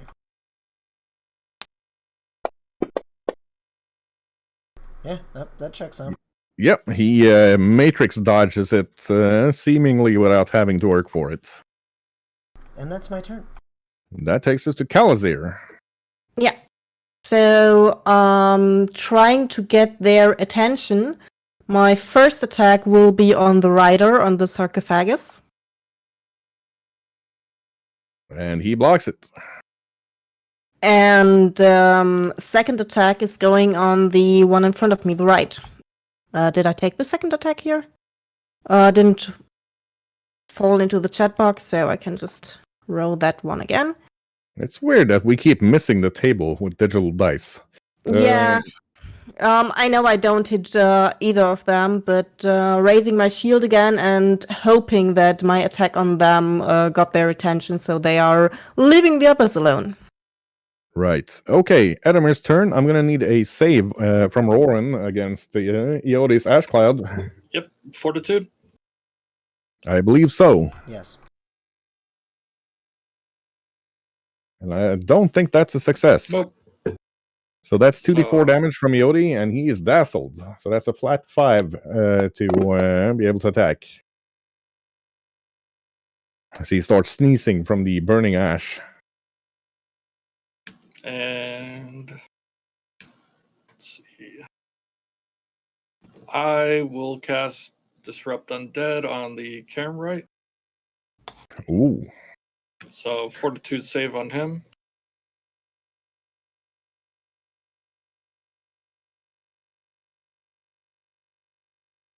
And that is a critical fail. Critical fail. He is enfeebled 1. Yeah, it doesn't really matter though, as he is discombobulated by Edamir's ray and falls into ash and just ends up as a pile on the floor. Roran will try to attack. Flat check. Yep. And the horse. Nope. Nope. He falls flat on his face and is prone until start of next turn. All right, and that's my turn. So this horse here, it's going to try to kick Preacher. Man, that is probably the 6th 19 I've rolled attacking Preacher this fight. For 6 damage. So it kicks him in the head. Do I roll 2d4 or just 1 for that guy? It's 2d4. That's at the start of its turn, isn't At the it? start of every turn for the next minute, anybody in the cloud has to do that. Roll 2d4, sir.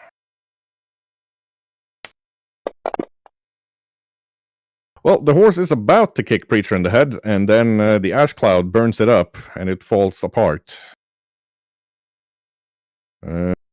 This horse here, flat check. Yeah, that is a success. Starting to look kind of haggard from all of the fire, but it's going to move up and kick the sarcophagus instead, triggering some sort of protective rune, which blows the horse apart, leaving only the rider standing looking kind of befuddled.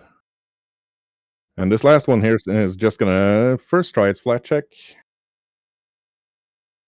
and fail. Okay, that's one of those days. Marisol. Yeah. Mm. So I can move between Iodi and Edamir, right? Yes.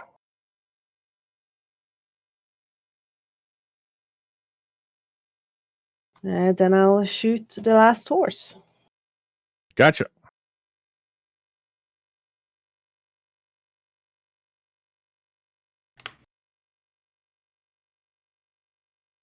You're gonna have to explain to me how you get 2 attacks with the blunderbuss. That needs reloading, though, after doing 1 move.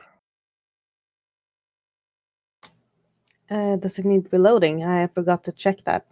Oh, yeah. It's a one-shot weapon. Which is why they're so bad.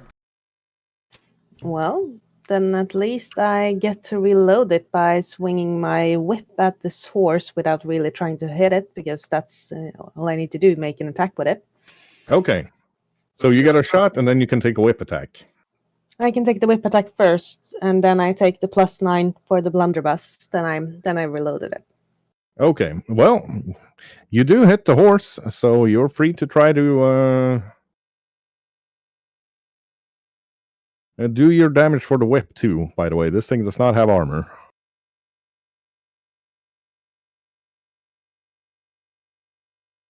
There we go. You can try to trip it.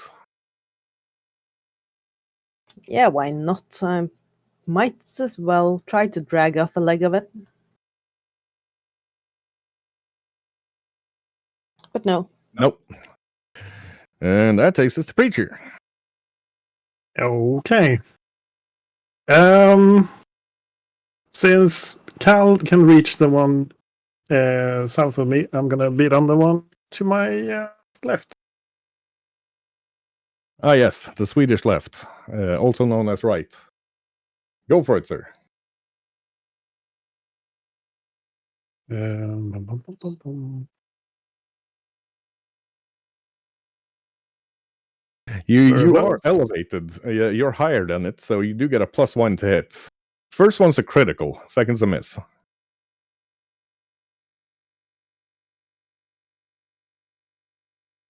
Yeah, Preacher just kind of kicks its head straight off.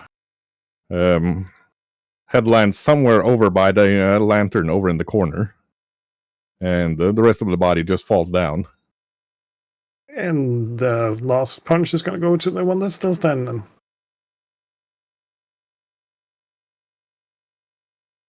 That, sir, is a hit because of your +1 for being higher.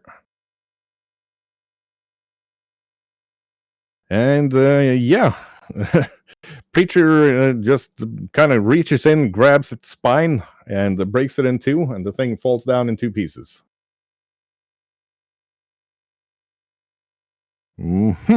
Zara.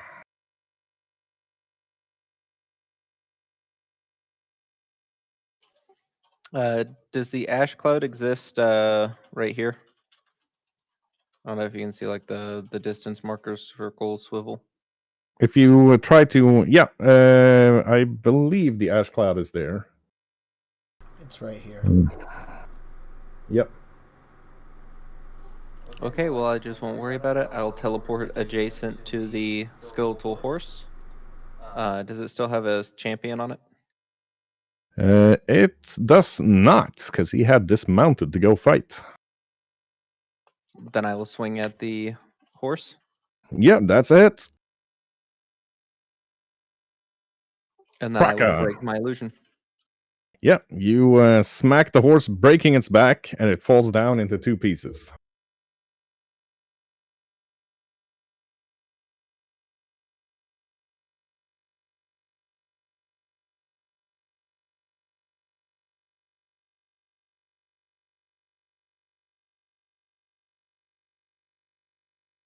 Looking further in, you can see 5 bodies in robes, wearing the same sort of beaded bracelet that the hobgoblin sorceress wore.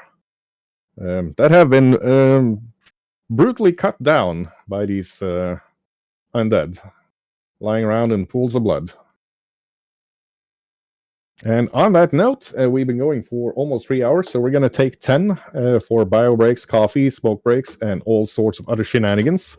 And we will be with all of you shortly at 8:55 latest.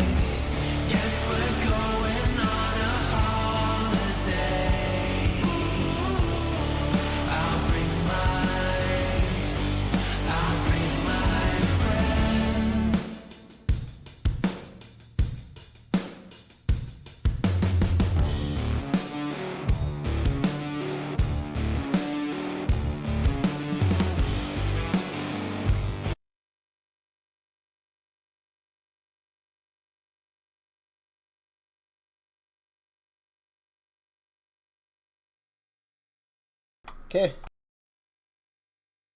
There we are. We are back, everybody. We are going to need Eodi and Edamir's cameras to get back up. Nope, Yep. turn mine off on purpose. Gotcha. Cal is looking around the room for any more hidden enemies. She's fairly confident there are no more hidden enemies. Good. I'm giving Preacher my healing potion. Okay. I take out one of my own and showing you that I have it. You And swing probably it. need both of them. Yeah, maybe so. It's a regular one. Yep. Yeah, minor healing. I think that's a D8 each. Yeah, +8. Cast as a 2-action spell.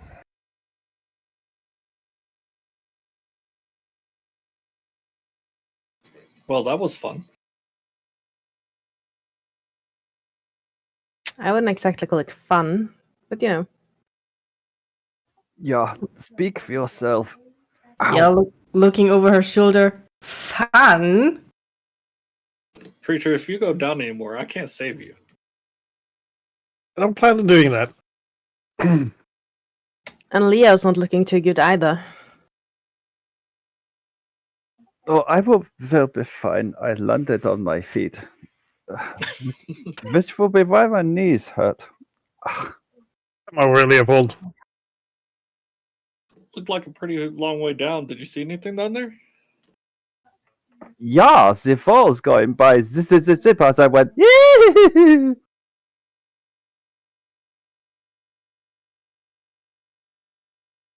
Checking the bodies. Okay, so you're moving down to the bodies. They are roughly down here. The bodies they are 5 or 4 humans and a half orc, 3 males and 1 female, all dressed in regular clothing, but with robes the color of ash over them. All of them wearing the different or the beaded armband. And we've encountered these robes items before, if I'm right. The robes are new to you, but you recognize the armbands. It's the same beaded pattern that the hobgoblin sorceress wore, that shows membership in the Ashen Coven. They seem to have been slashed to death. Did they get hit by their own? She's pointing back to the bones, which were skeletons. Where is everybody at the moment? Place yourselves on the map, please. I would say...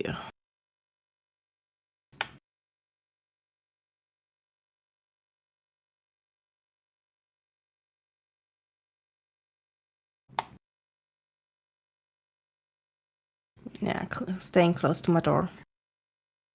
Okay. Damn Hard to say what killed them, but you hear a voice.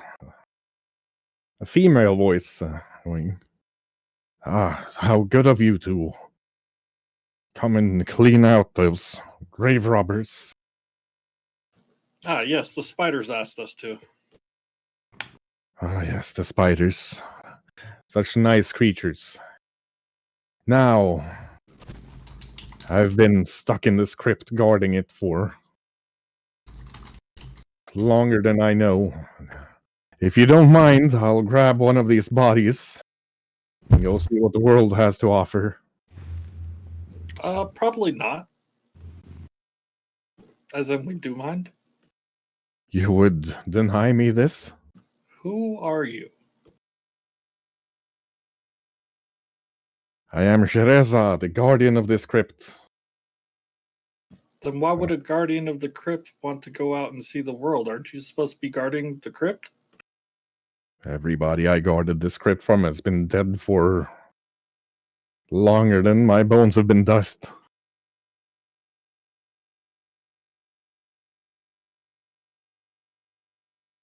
Let me go, and you can have the treasure here.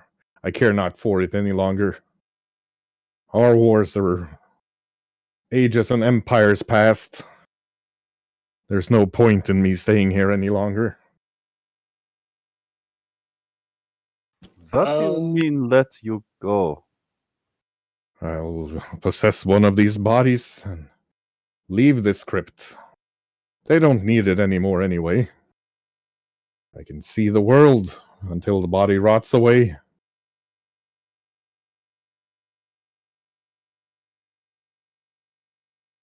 Ghosts moving bodies, usually bad. Edamir, does that count as possession or on death? I'm not sure. What can I roll for that?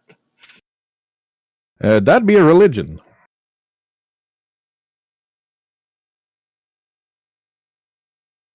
Yes, I'm really not sure. Yeah, no, that's it's kind of diffuse to you. It's a very Uh, vague area. I mean, there are ghosts, but there's undead, but ghosts aren't undead. Hang on. I got a better roll for this. Is would this be lore on a creature? Occultism. You'd have to have an idea of what creature it is first. Okay, then I'll go with the divorce lore of a 19. Yeah. Preacher's pretty certain it's a spirit of some sort able to possess bodies, but not having seen it do anything yet except speak. It's very hard to nail down what it is. Could be a ghost, poltergeist, shade. So is the voice just around us, or is it coming from a certain direction? Leo and Kel try to locate it with a 27 and 23. Yeah, no, they're not able to nail down where it's coming from. It keeps moving. I want to ask it what its intent is once it gets out. What the hell? I'll take one of these bodies, I guess, and go for a little stroll, see what's happened. What's the new empire like? Maybe have a glass of wine, nice steak.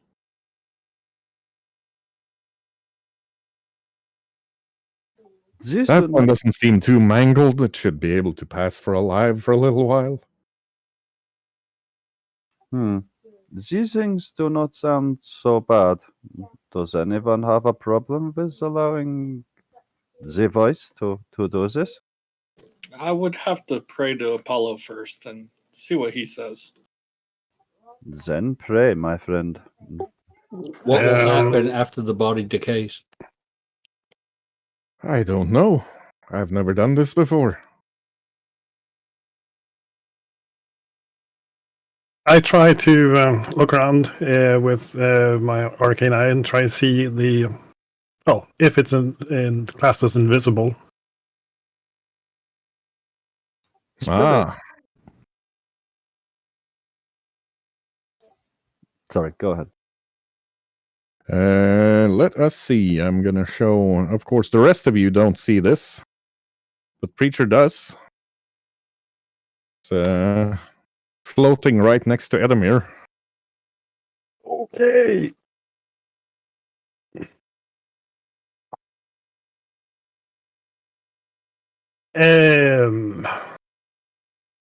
In that case, surreptitiously, I will try and move over.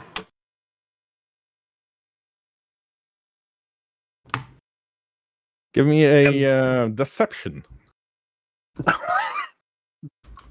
Yeah, that's a funny one. Don't have it. Kel's looking to my door. I don't like that talking and walking.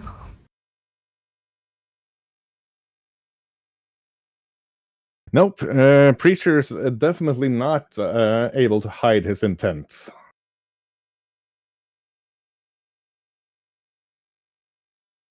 And what is Preacher planning on doing exactly?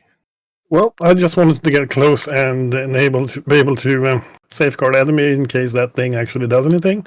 But I was also intending to speak further. Okay. Can you tell me more about who you were in life? I don't know. It's been so long. I was a servant. Servant of Lord Karsk. His sword is in there. You can have it. Just let me grab that body and go. Karsk. Nah. Probably not one of the major lords. Not somebody you remember. I'm just praying. Nope.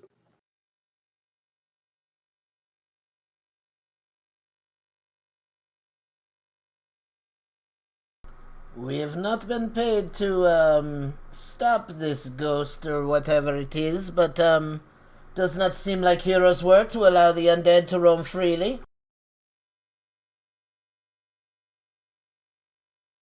Richard's eyes has taken on a kind of a glow of his own, reddish tint, and he's standing looking into, well, the space very close to Edamir. And addressing whatever's is there. What will happen when that body decays?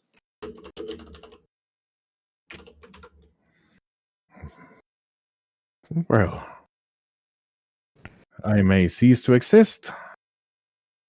Are you going to try to take another body? No. I would never do that. Can I see if they're lying? You can't even see them. Well, Wha- hear if they're lying. Why now? Why not before we came? There weren't any free bodies here. These people's spirits have left them long ago. They, and she's pointing to the body she wants to possess now, they were dead before we came. Yes, but they didn't have tongues and throats. I couldn't eat with them. Couldn't hide the wounds and walk amongst people.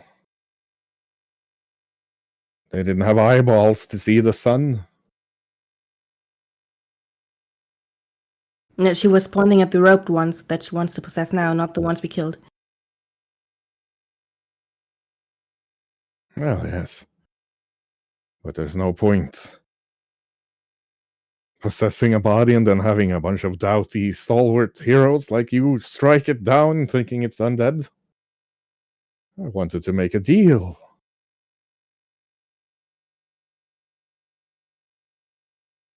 If you were a servant of your lord, and you were set here to be guardian, didn't you possess a vessel of some kind, or were you always in spirit form? I'm certain I had a body once. It's so much dust now.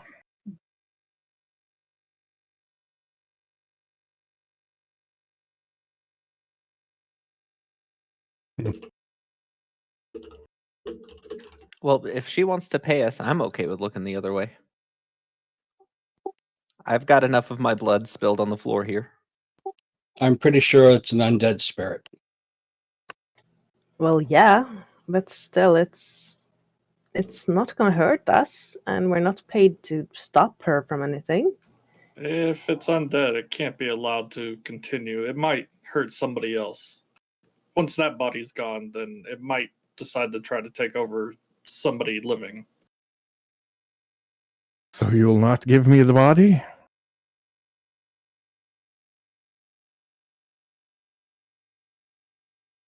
Very well. I'll just have to take them. See? And she- See what I said? Materializes, screaming. And I am going to need a DC 23 will save from each of you. Don't I just love it? Nope.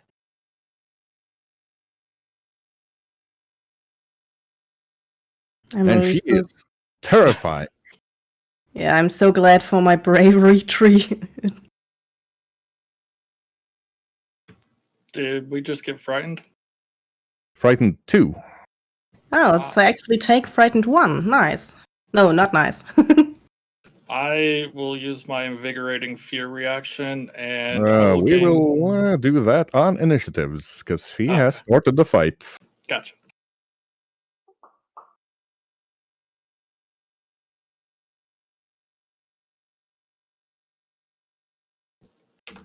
Just gotta get the frightened out here for everybody. Sarah is No. scaring us. No, not everybody. Iodi has a 23. I think that was the DC, right? Yes, so Iodi's fine, but everybody else is scared shitless. Only slightly. Iodi is too full of himself to actually be scared. Rude. Iodi has too much belief in his own abilities to be scared. Better.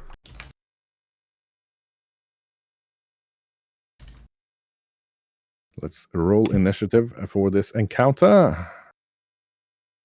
And the first one to go is Cal. Yeah, but please change mine to frightened 1 because I have the bravery feat. Yeah, but we'll see if the bravery kicks in or not here automatically first. Once you do anything. I think it. Okay. When I do Try anything. rolling something. Yeah. Since I can.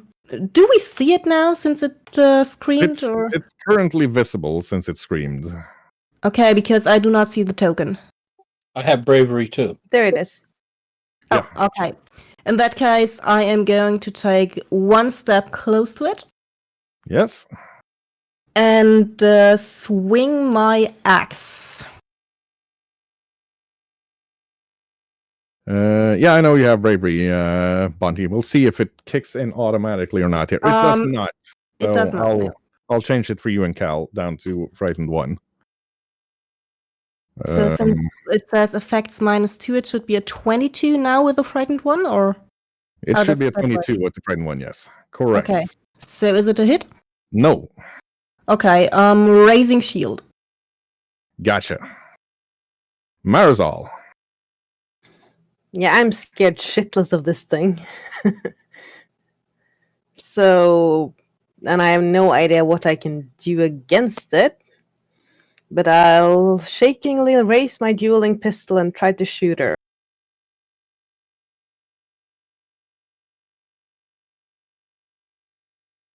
Well, that is a hit and a miss.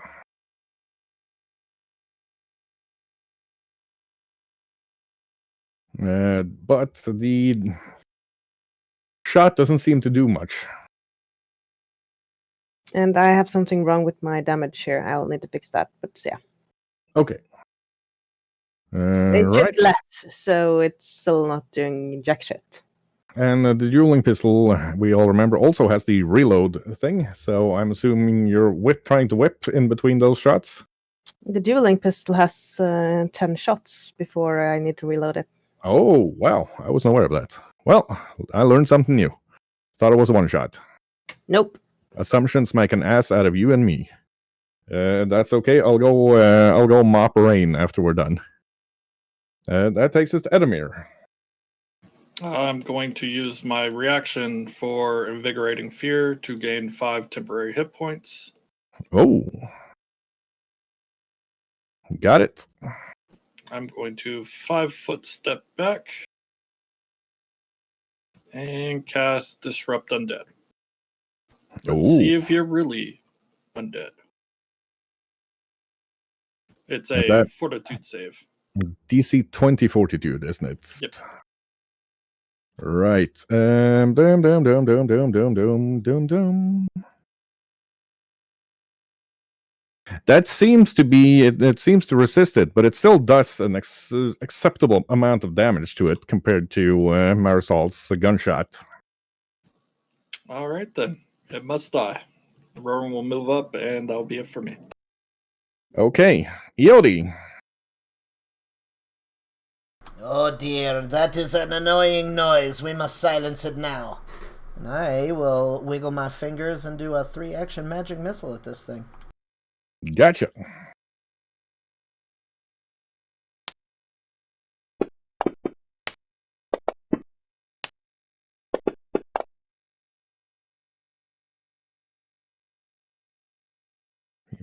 That is 11 force damage. Seems to do a good amount of damage to the creature. Alright. Restarting stance, so flurry of blows. I do have Mystic Strikes, so plus I'm using hand wraps, so I should be doing magical strikes. Got it. And as he starts punching, the creature uses its reaction to throw a chandelier at his head. So roll your damage for the second strike, sir. The first one's a miss. Okay. Okay. Yeah, seems to do some damage, and he takes a chandelier to the head for 10 damage.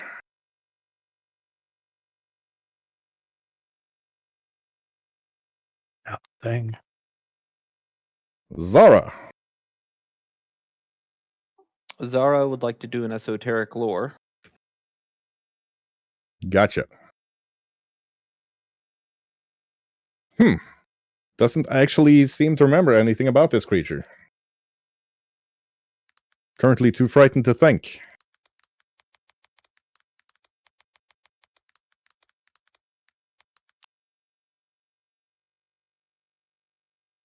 Too frightened to hit, too. Yeah. A 15 with the flanking. She's shaking in her little space boots, as they say. Mador. Okay, I'm gonna move in just a half a step and power attack. Right. Which weapon are you using? It's in the +1 glaive. Gotcha. Power attack. See if Malor can clutch this fight in a single roll. Nope, but he does hit. So that is power attack. That is an extra D8. Oof. So 18. Yeah, he smacks it good. Seems like magical weapons are the bee's knees against this thing. And it screams, and a cloud of just everything on the ground. Silverware, books, swords, bones, rocks, coffin lids. Flies out and attacks everybody within 30 feet, which I believe is everybody. So I'll start with Cherik and move down. Mrs. Cherik. That's a critical on Leopold,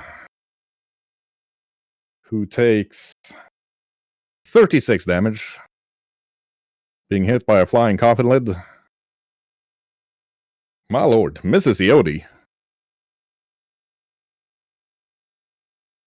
Hits Preacher for another 15 bludgeoning. Hits Roran for 14 bludgeoning. Hits Sarah for 16 bludgeoning. Hits Edamir for 13 bludgeoning. Misses Cal. Hits Marisol for 12 bludgeoning. And is that a hit or a miss on Mador? Just about hits Mador for 14 bludgeoning. That takes us to Leopold's turn. Leo is currently lying on the ground, doing very Yep. little. Give us a death save, sir. That's a D20, isn't it?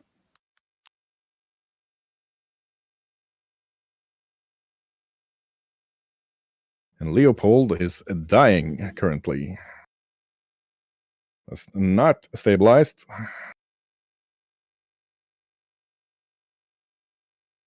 That takes us all the way around to Kalazir.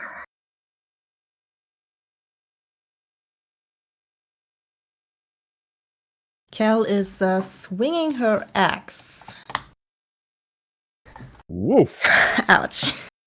That is a she throws that axe, and Iodi barely manages not to get a hit in the head. Oops. As Cal just goes, Kobe, and yeets that thing. Okay, but she still has her shield, so that is what she's trying to do next. Yeah, that's a miss. And she's raising shield again. Gotcha. Marisol. Yeah. So since you were right and I was wrong, I will now whip again against her to try and to reload my pistol. Gotcha. Whip it good. That's a hit. Can't see it doing anything, but I mean, nope. That does nothing to the damage resistance. You could try to trip her. I can try.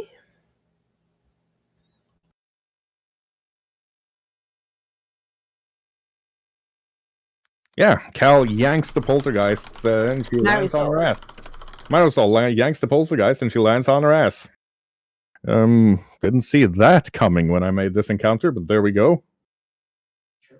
And I'll use my +1 dueling pistol because it is magical now after Yoda fixed that for me. That's a critical.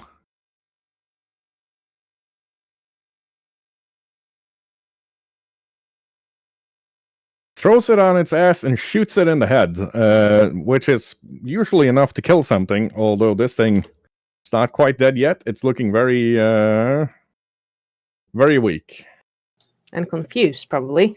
And I will just swing my whip again to reload my pistol for the next round. Yep. Okay, that's a critical. See if you actually do any damage with it. Nope. Actually, I do have that thing that makes me able to share a rune between my weapons, so it's actually 1 magical damage for that as well. Okay, well, she actually does damage with the whip. That's new, but fair enough. I just remembered I had that. I bought it. That takes us to Edamir. Roran will attack.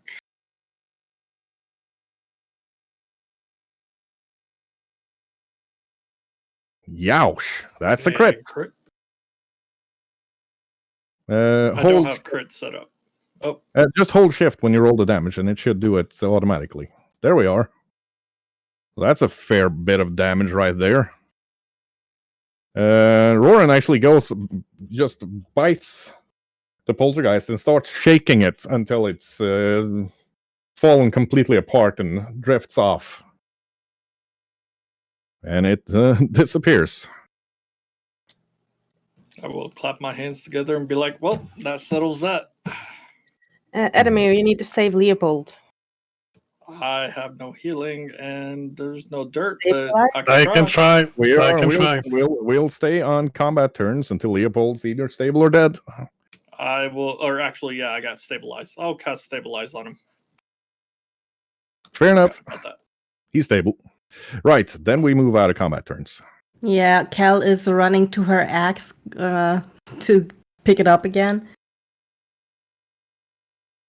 Immediately checking for any damages. No, I am fine, Callicia. Thank you for throwing your axe at me. I think you are confused because the enemy is this way. It was right way. I did nothing to you, grumpy one. No. The enemy was in front of me. You were behind it. It was the right direction. This axe, it did not go that way. It went this way. I am in danger. I do not appreciate this.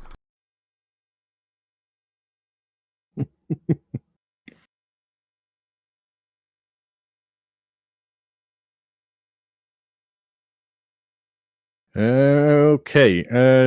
Who here speaks Elvish? Nope. Nope. I do.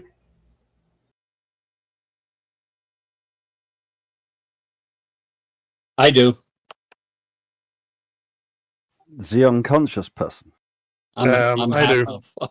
I speak in Right. So those of you who speak Elven, another incorporeal figure appears, dressed in a very finely made chainmail, with a tabard with the red scorpion emblazoned on it, circled in gold, and holding a helmet of the ancient elven type under its arm.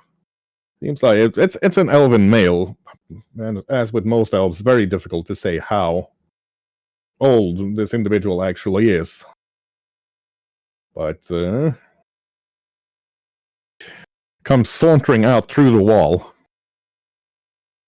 next to or to the left of Edamir. Oh, thank God you shut her up for a moment.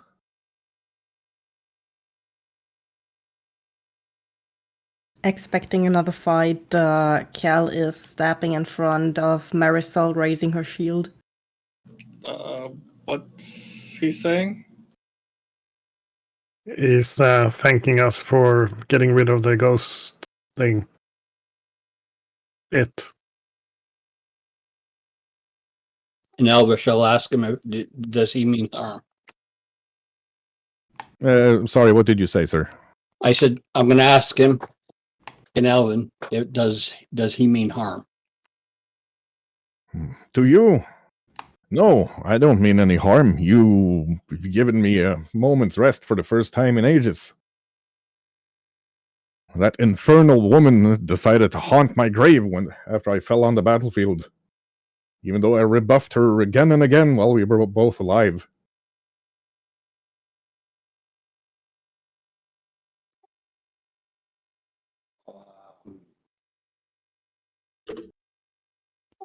You mean, was she in love with you then? I'd say she was more obsessed than in love. I'll be That woman had some serious mental health issues. For the people who don't understand Elven, I'll be translating this so they can see what the conversation is going on. For some reason, she's decided to guard my treasure, so I'm going to need you to take that and leave this crypt. Hopefully, when she fails, she'll leave me alone. She'll rematerialize? Oh, yes, absolutely. This isn't the first time anybody's defeated her, but she always returns within a couple of days. So, if we remove your sword, was it? Am I hearing right? My sword, and there's a pouch. Well, Will she much a come pouch after us? I don't think she can leave here. She's bound to me, after all, not the items. She's just convinced herself she's guarding my grave for some reason. I am translating this to everyone who does not understand. After I fell on the battlefield, she came down here and drank poison. Silly git. She's been nagging me for the past 2 millennia.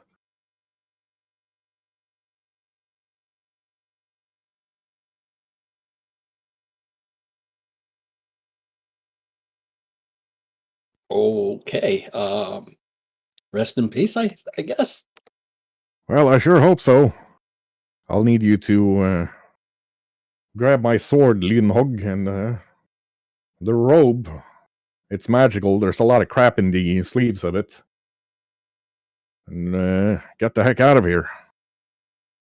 And then he points to a perfectly polished piece of the wall, and if you press here, that'll open the way into the secret chamber, and then you can grab the stuff and go. Okay, I'll press it. Thank you. Okay. Secret chamber. And he looks at Modor and just, okay, put your feet exactly where I put them, and I'll guide you past the traps. I will follow him. So do I. Yeah. I'm casting heal animal focus spell on Roran. Yeah. He seems much better. Yeah, you follow him into the marble sarcophagus looks exactly like him. Okay, give me a moment here. And then the lid kind of just levitates off. And you can see a beautifully made bastard sword with sort of a reddish hue to the blade, and the pommel in the shape of a cobra's head, with the guards on it formed like scorpion's claws. That looks neat. Did I say cobra's head? No, like a scorpion stinger. What am I thinking? That makes more sense. Yeah. I have no idea why I said cobra heads. That's not what I have written down. And also a robe in the red scorpion, with the red scorpion symbol on it. And he looks at you. That should change to the personal symbol of whoever puts it on. Just get it out of here. Okay, follow me and I'll guide you back. I take both things and follow.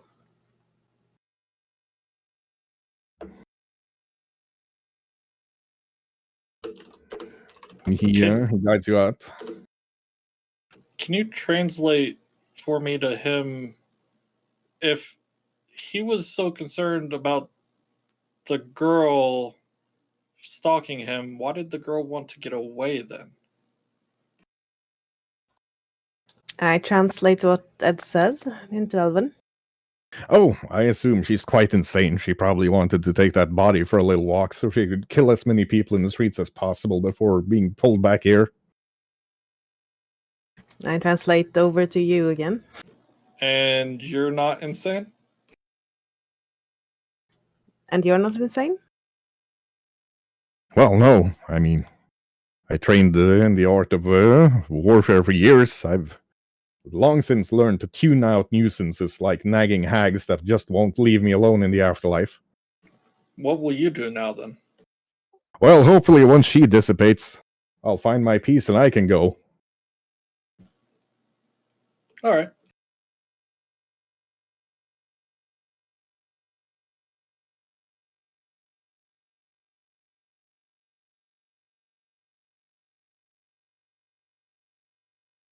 Now, get the heck out of here. This has been enough excitement for one day. I was just about to solve a mathematical theorem.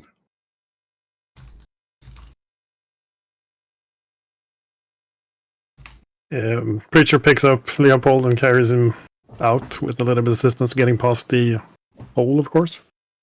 Yeah. Yeah. And in his haste to get you out, he uses his telekinesis to just float all of you over the hole. So, yeah. Okay. At least we didn't have to fight the spiders. Be nice to the spiders. I yell to him.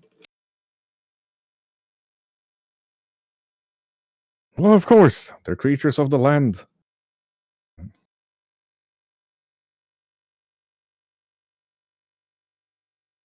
Have fun with the Ancient One, he says as he starts fading away. The ancient one?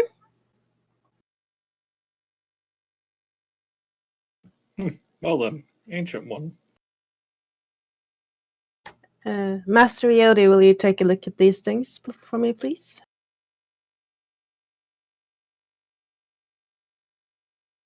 What is this? What? Take a look at this sword and this robe. Well, identifying these things is going to take a while. Are you planning on doing it in the crypt? No, I think we'll just go back for now. We didn't find who we were looking for here, but Maybe more hidden spaces, but we need a healer.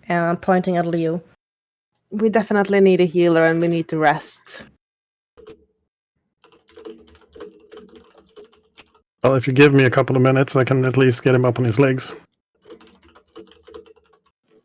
I can try medicine too, but it looks like he's already been tended to. Yep. Well, he is stable, so it's up to you whether or not how much time you guys want to spend in the graveyard at night. Well, I suggest we carry him back. You can manage that, can't you, Preacher? Yeah.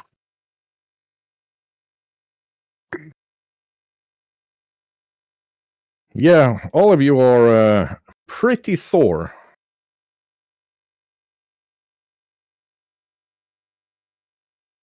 This has not been the greatest night ever. Once we get back, I will need something warm to drink. It's always a good night when we kill undead. We have killed some undeads today. We definitely have. Yeah, so you pass the gate guards who saw you leave about, well, a couple of hours earlier. The sun is starting to come up. One of the gate guards goes, "See? Told you they were coming back." And the other one grumbles and gives him 5 silver.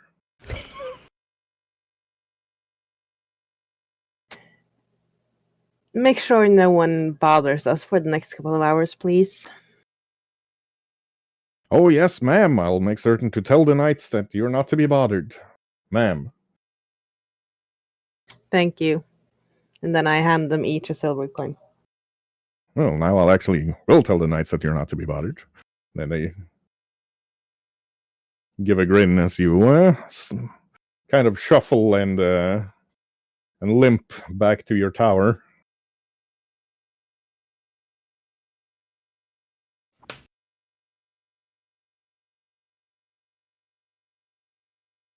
I'm just gonna heat some broth when we get back so that I have something warm to drink that's nutritious before I go to sleep.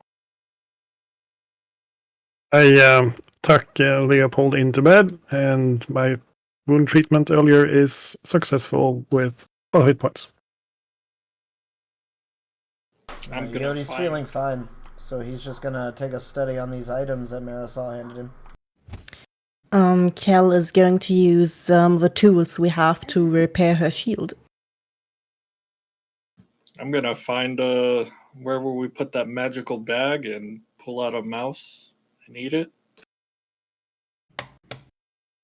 I'm gonna give some broth to Leo and drink some myself and go to bed. At Preach's medical treatment, Leo comes round and goes, "What hit me? Preach, Something huge and heavy. Please. We are back in the, we're back in the tower, and yeah, the ghost tossed around just about anything and everything loose." Leo doesn't open his eyes, but yeah, is everyone else okay? Are we all alive? Alive, Yeah, yes. no problem. You would have been fine if you didn't fall down that pit. Yeah, thank you for that, Edemir. I had noticed. Oh, everything hurts. Here, drink this. Go to bed. Thank you. Am I already in bed? Yes. I will just lie here after this. Thank you for getting me out of there. Is Cherek all right? He is. He's here. Right here. Thank you, my friends. He drinks the broth and just settles back to sleep. After that, I'm just gonna drag myself over to my bed and face palm it. I'm gonna see how Eodi's coming along with identifying those magic items. Right. So takes about half an hour, and then one of the servants from the fortress comes over, bringing a couple of huge trays of food, and the knight's own beer to you. I'm gonna ask us if the servant could get a possible cleric or a healer here to heal some people up. "Oh well, you'll have to come to the chapel, but Severin will be more than happy to heal any wounds you have." Well, it's kind of hard since the one who's unconscious, snoring away, is going to be a hard time to move. "Well, I'll see what I can do." Thank you. Right. Are you guys ready to note down loot?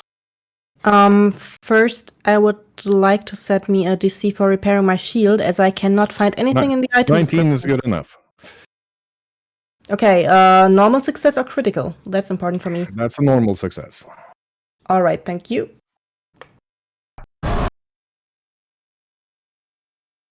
Right. Say when ready to note down gear. Ready? Right. Viper Arrow.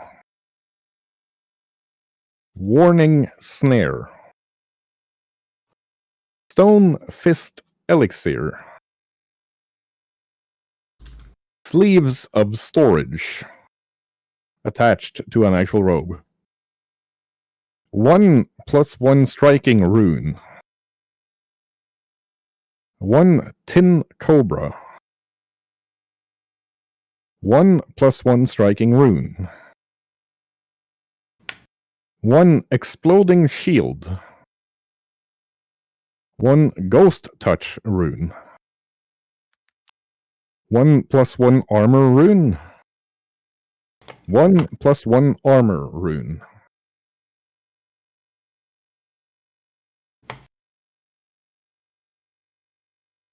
In addition, you have gotten the Bastard Sword Lynhog, which is a Bastard Sword currently without any runes. However, it has the additional properties Deadly D10, +2 to Initiative, and it grants the Lunge feat for whoever is wielding it.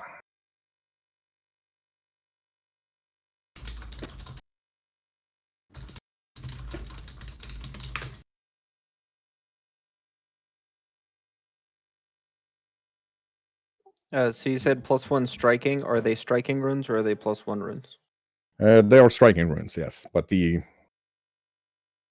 type that add 1 dice. Did you say 10 Cobra? Yes.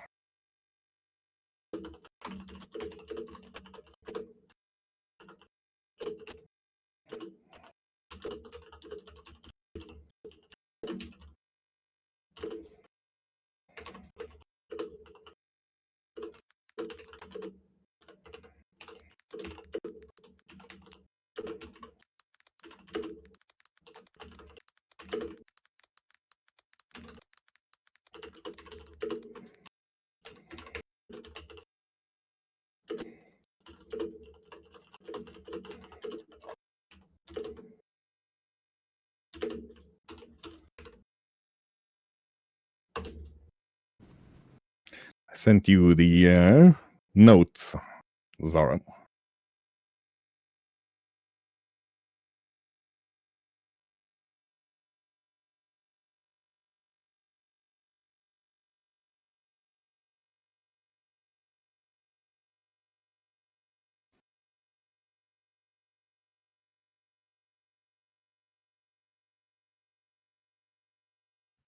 Copied. Right. Takes a couple of hours, but Severin does indeed come over, tutting about how you've gotten the shit kicked out of you. But very grateful that you kept the crypt from one of the ancient heroes of the Second Imperium, or Second Empire, from getting desecrated.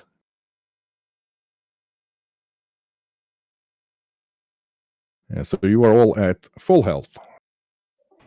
Nice. You said one of the knights came? Severin, the I'm gonna cleric give of. her this note that we found. You might want to look into guarding these tombs. Oh dear, I'll bring it to the Grandmaster immediately. Although only the tomb of Lord Karsk is in this graveyard, I believe General Blutsturm and Archmage Corvus are buried elsewhere. I'll look into it for you.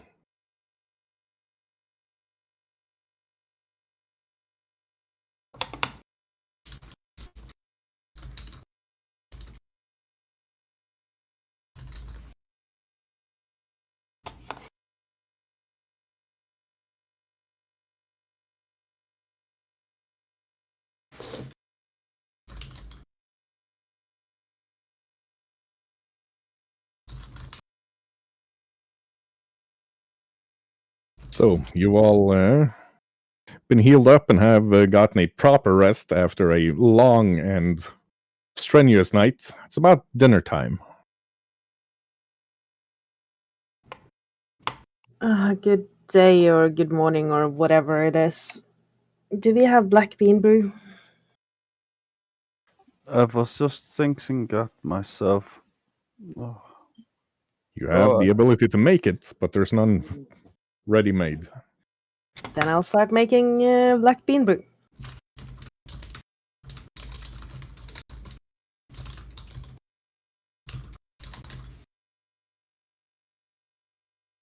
Do you feel better?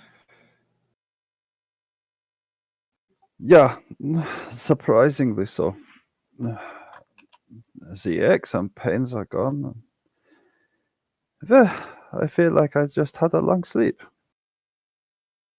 Good to hear. You were pretty banged up when we brought you out of there. Yeah, the fall was bad enough, but that coffin lid came as a total surprise. I can understand that. Nobody saw it coming. I myself got hit by an urn or something.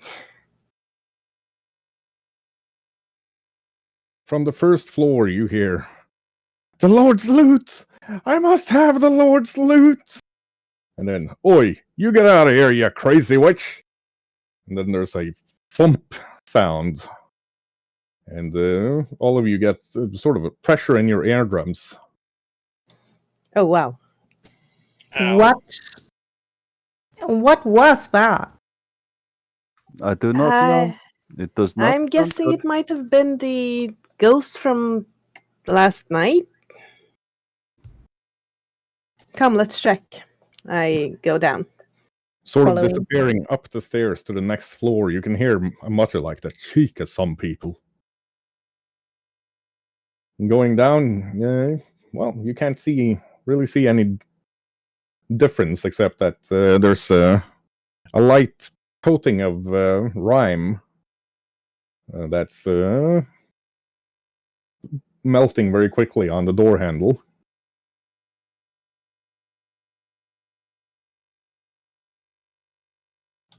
Hello?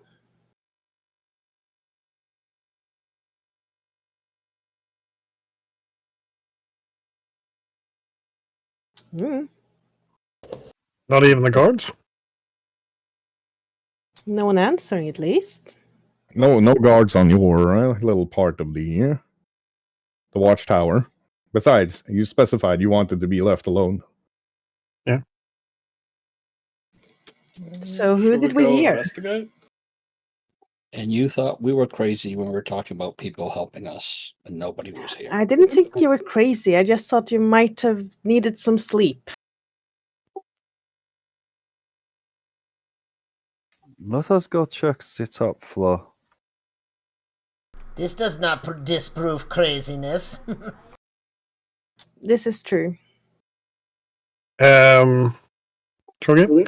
Yes. I go and take a look at both the bastard sword and the robes and look around with my arcane eyes, seeing if I can see a ghost.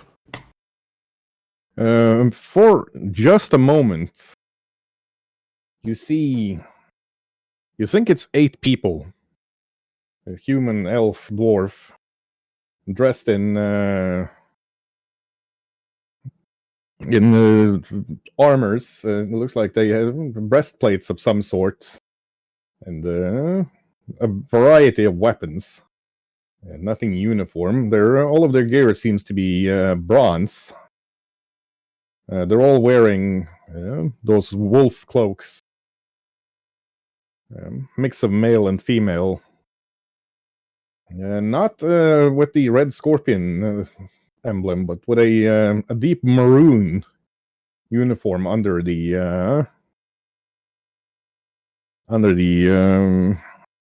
or on the uniforms with an emblem to be described. That are standing around going, "Oh, that's a nice blade. I think they'll have good use of that." "Yeah, I think so." "Oh shit, he's here." And then they all disappear.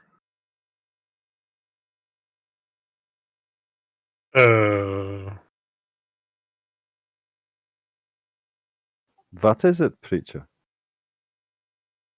One moment. When you have that, I'd like to roll the appropriate history or religion for that mark. Indeed.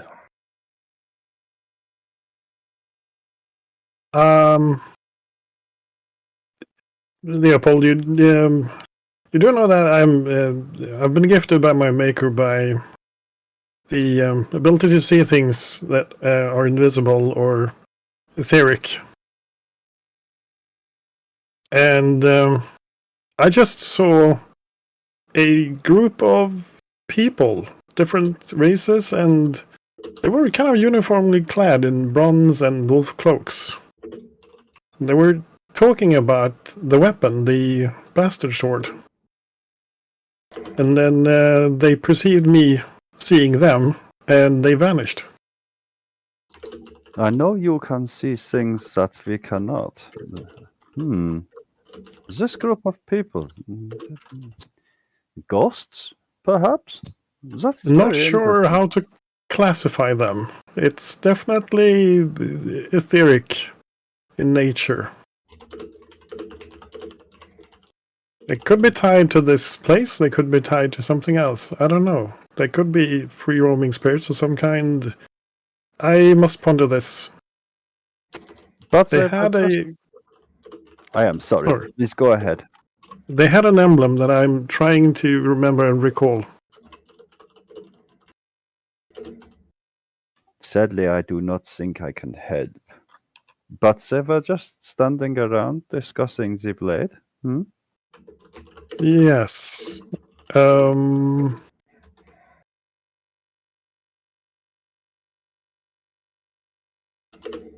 My history is a little bit poor on this, but I do believe it was the emblem of the Frontier Guard.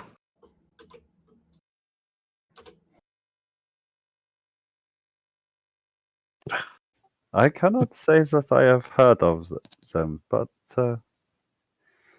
perhaps I would recognize it if I saw it again. But the important thing is they do not sound hostile towards us. Perhaps it was one of them that helped Cal with our hammer. Cal is looking from one to the other. Who's going to use this? Pointing at the sword. Not me. Not me. I think you should use it. I have my axe. I think that sword's better than your axe. Well, it's either you or Leo, I think, that can use it. Leo has thin arms. It is made of metal. does. I can't use it. I do not have thin arms, but You kinda do. Well, thank you very much. Nothing's better I've- than my axe. Mumble. Well, we all have our favorite things, Cal, but they are right. This weapon would be best amongst you. I You could be use most it, but I got effective this with it. new hammer instead.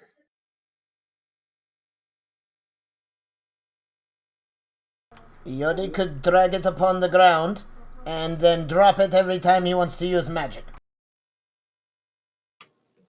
I could carry it around, but I prefer my guns.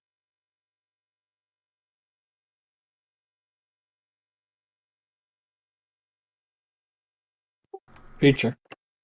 Yes? This whole tower is enchanted from top to bottom. I noticed it yesterday when I was detecting magic in it.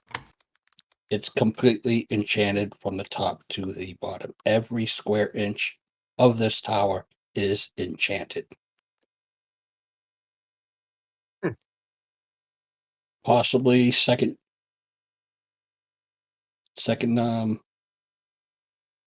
civilization or whatever it was they were talking about.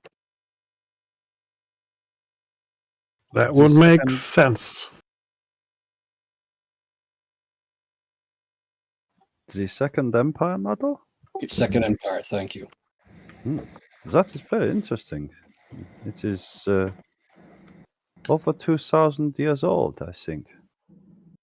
We were told it was built back during the First Empire, if I'm right, and that it stood in the Second Empire is where, and maybe Exactly. one of the reasons why the guards don't use this one because of the friendly spirits. Well, as long as they're not hostile, I see no reason to do anything about them. Well, they got a free look at Cal when she was helping put on the armor, and you know.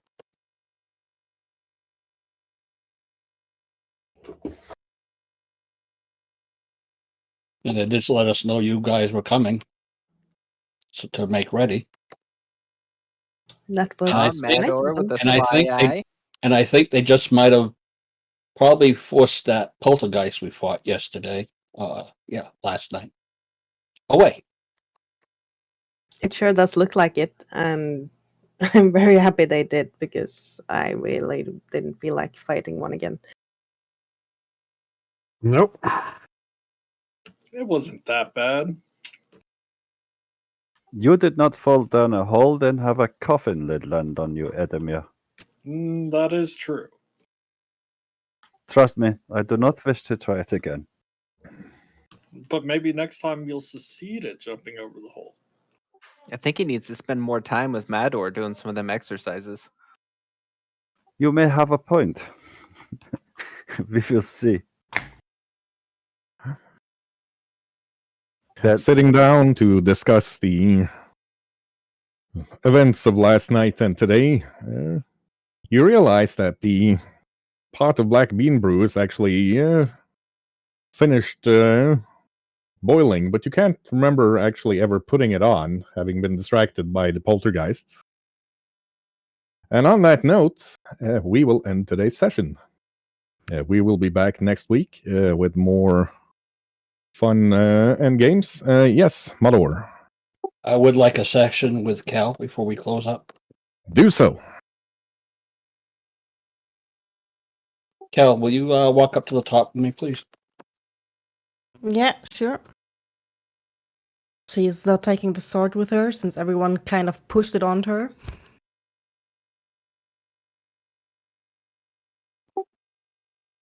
I am thinking of leaving this mercenary group.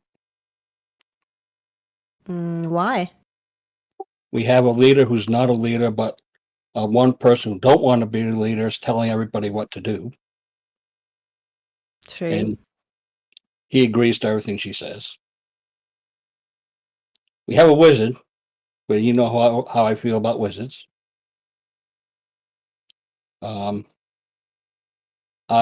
No, this group, no, our blood is shed. I'm actually thinking of going over to the Raven Guards and applying for an apprentice. I know how you feel about wizards, but you never told me why. And talking about not liking someone, you also didn't like the orphanage, right? Yes. My father was a very powerful wizard. My mother, I do not know. I think the mother was probably the full drow, Carinel, whatever they're called here. A group of ventures. I was getting ready to be given to some fae, which is why I don't like faes, for a favor that my father had asked for the faes.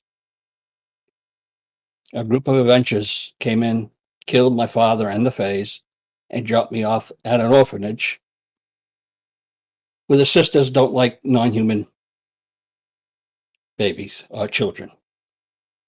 You've seen the scars on my back. Yeah, I think so. They were not made by battles. They were made by the sisters. I don't even know if the Mother Superior was aware of it. Every time they had an inspection, they locked the non-human kids down the cellar so they would not be seen. Now you know why I don't like an orphanage. You can see her expression darken. From what I can see with this group, I feel like the same way is happening. I'm a loner here.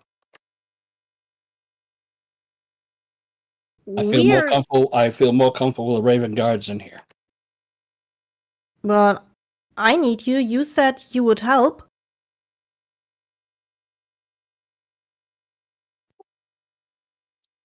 Have you got any news from the guild on any hags covens around here? No, they didn't tell me anything.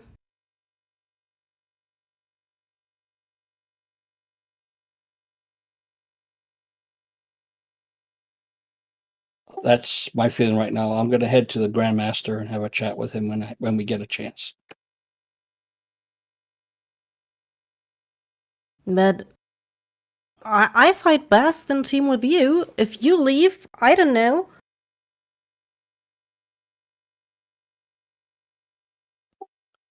That decision will be yours. Unless this group can prove to me, then that is what I'll be doing.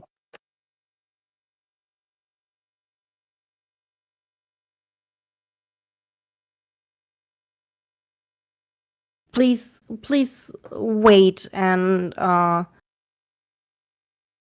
let us try to. I don't want you to go. I understand, but I don't want to.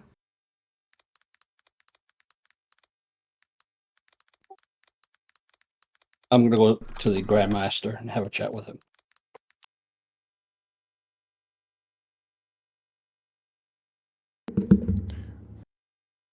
Very well. And on that note, we will end today's session. So we will be back next Sunday. For now, we're going to let Mr. Tolmar, our eminent streamer, find somebody to raid. So you all stay safe, stay healthy, and be well. We will see you all next Sunday. And until then, be excellent to one another. Bye. Bye. Have a good one. Bye. Great Bye. Thanksgiving for those people in America. Au Riviera.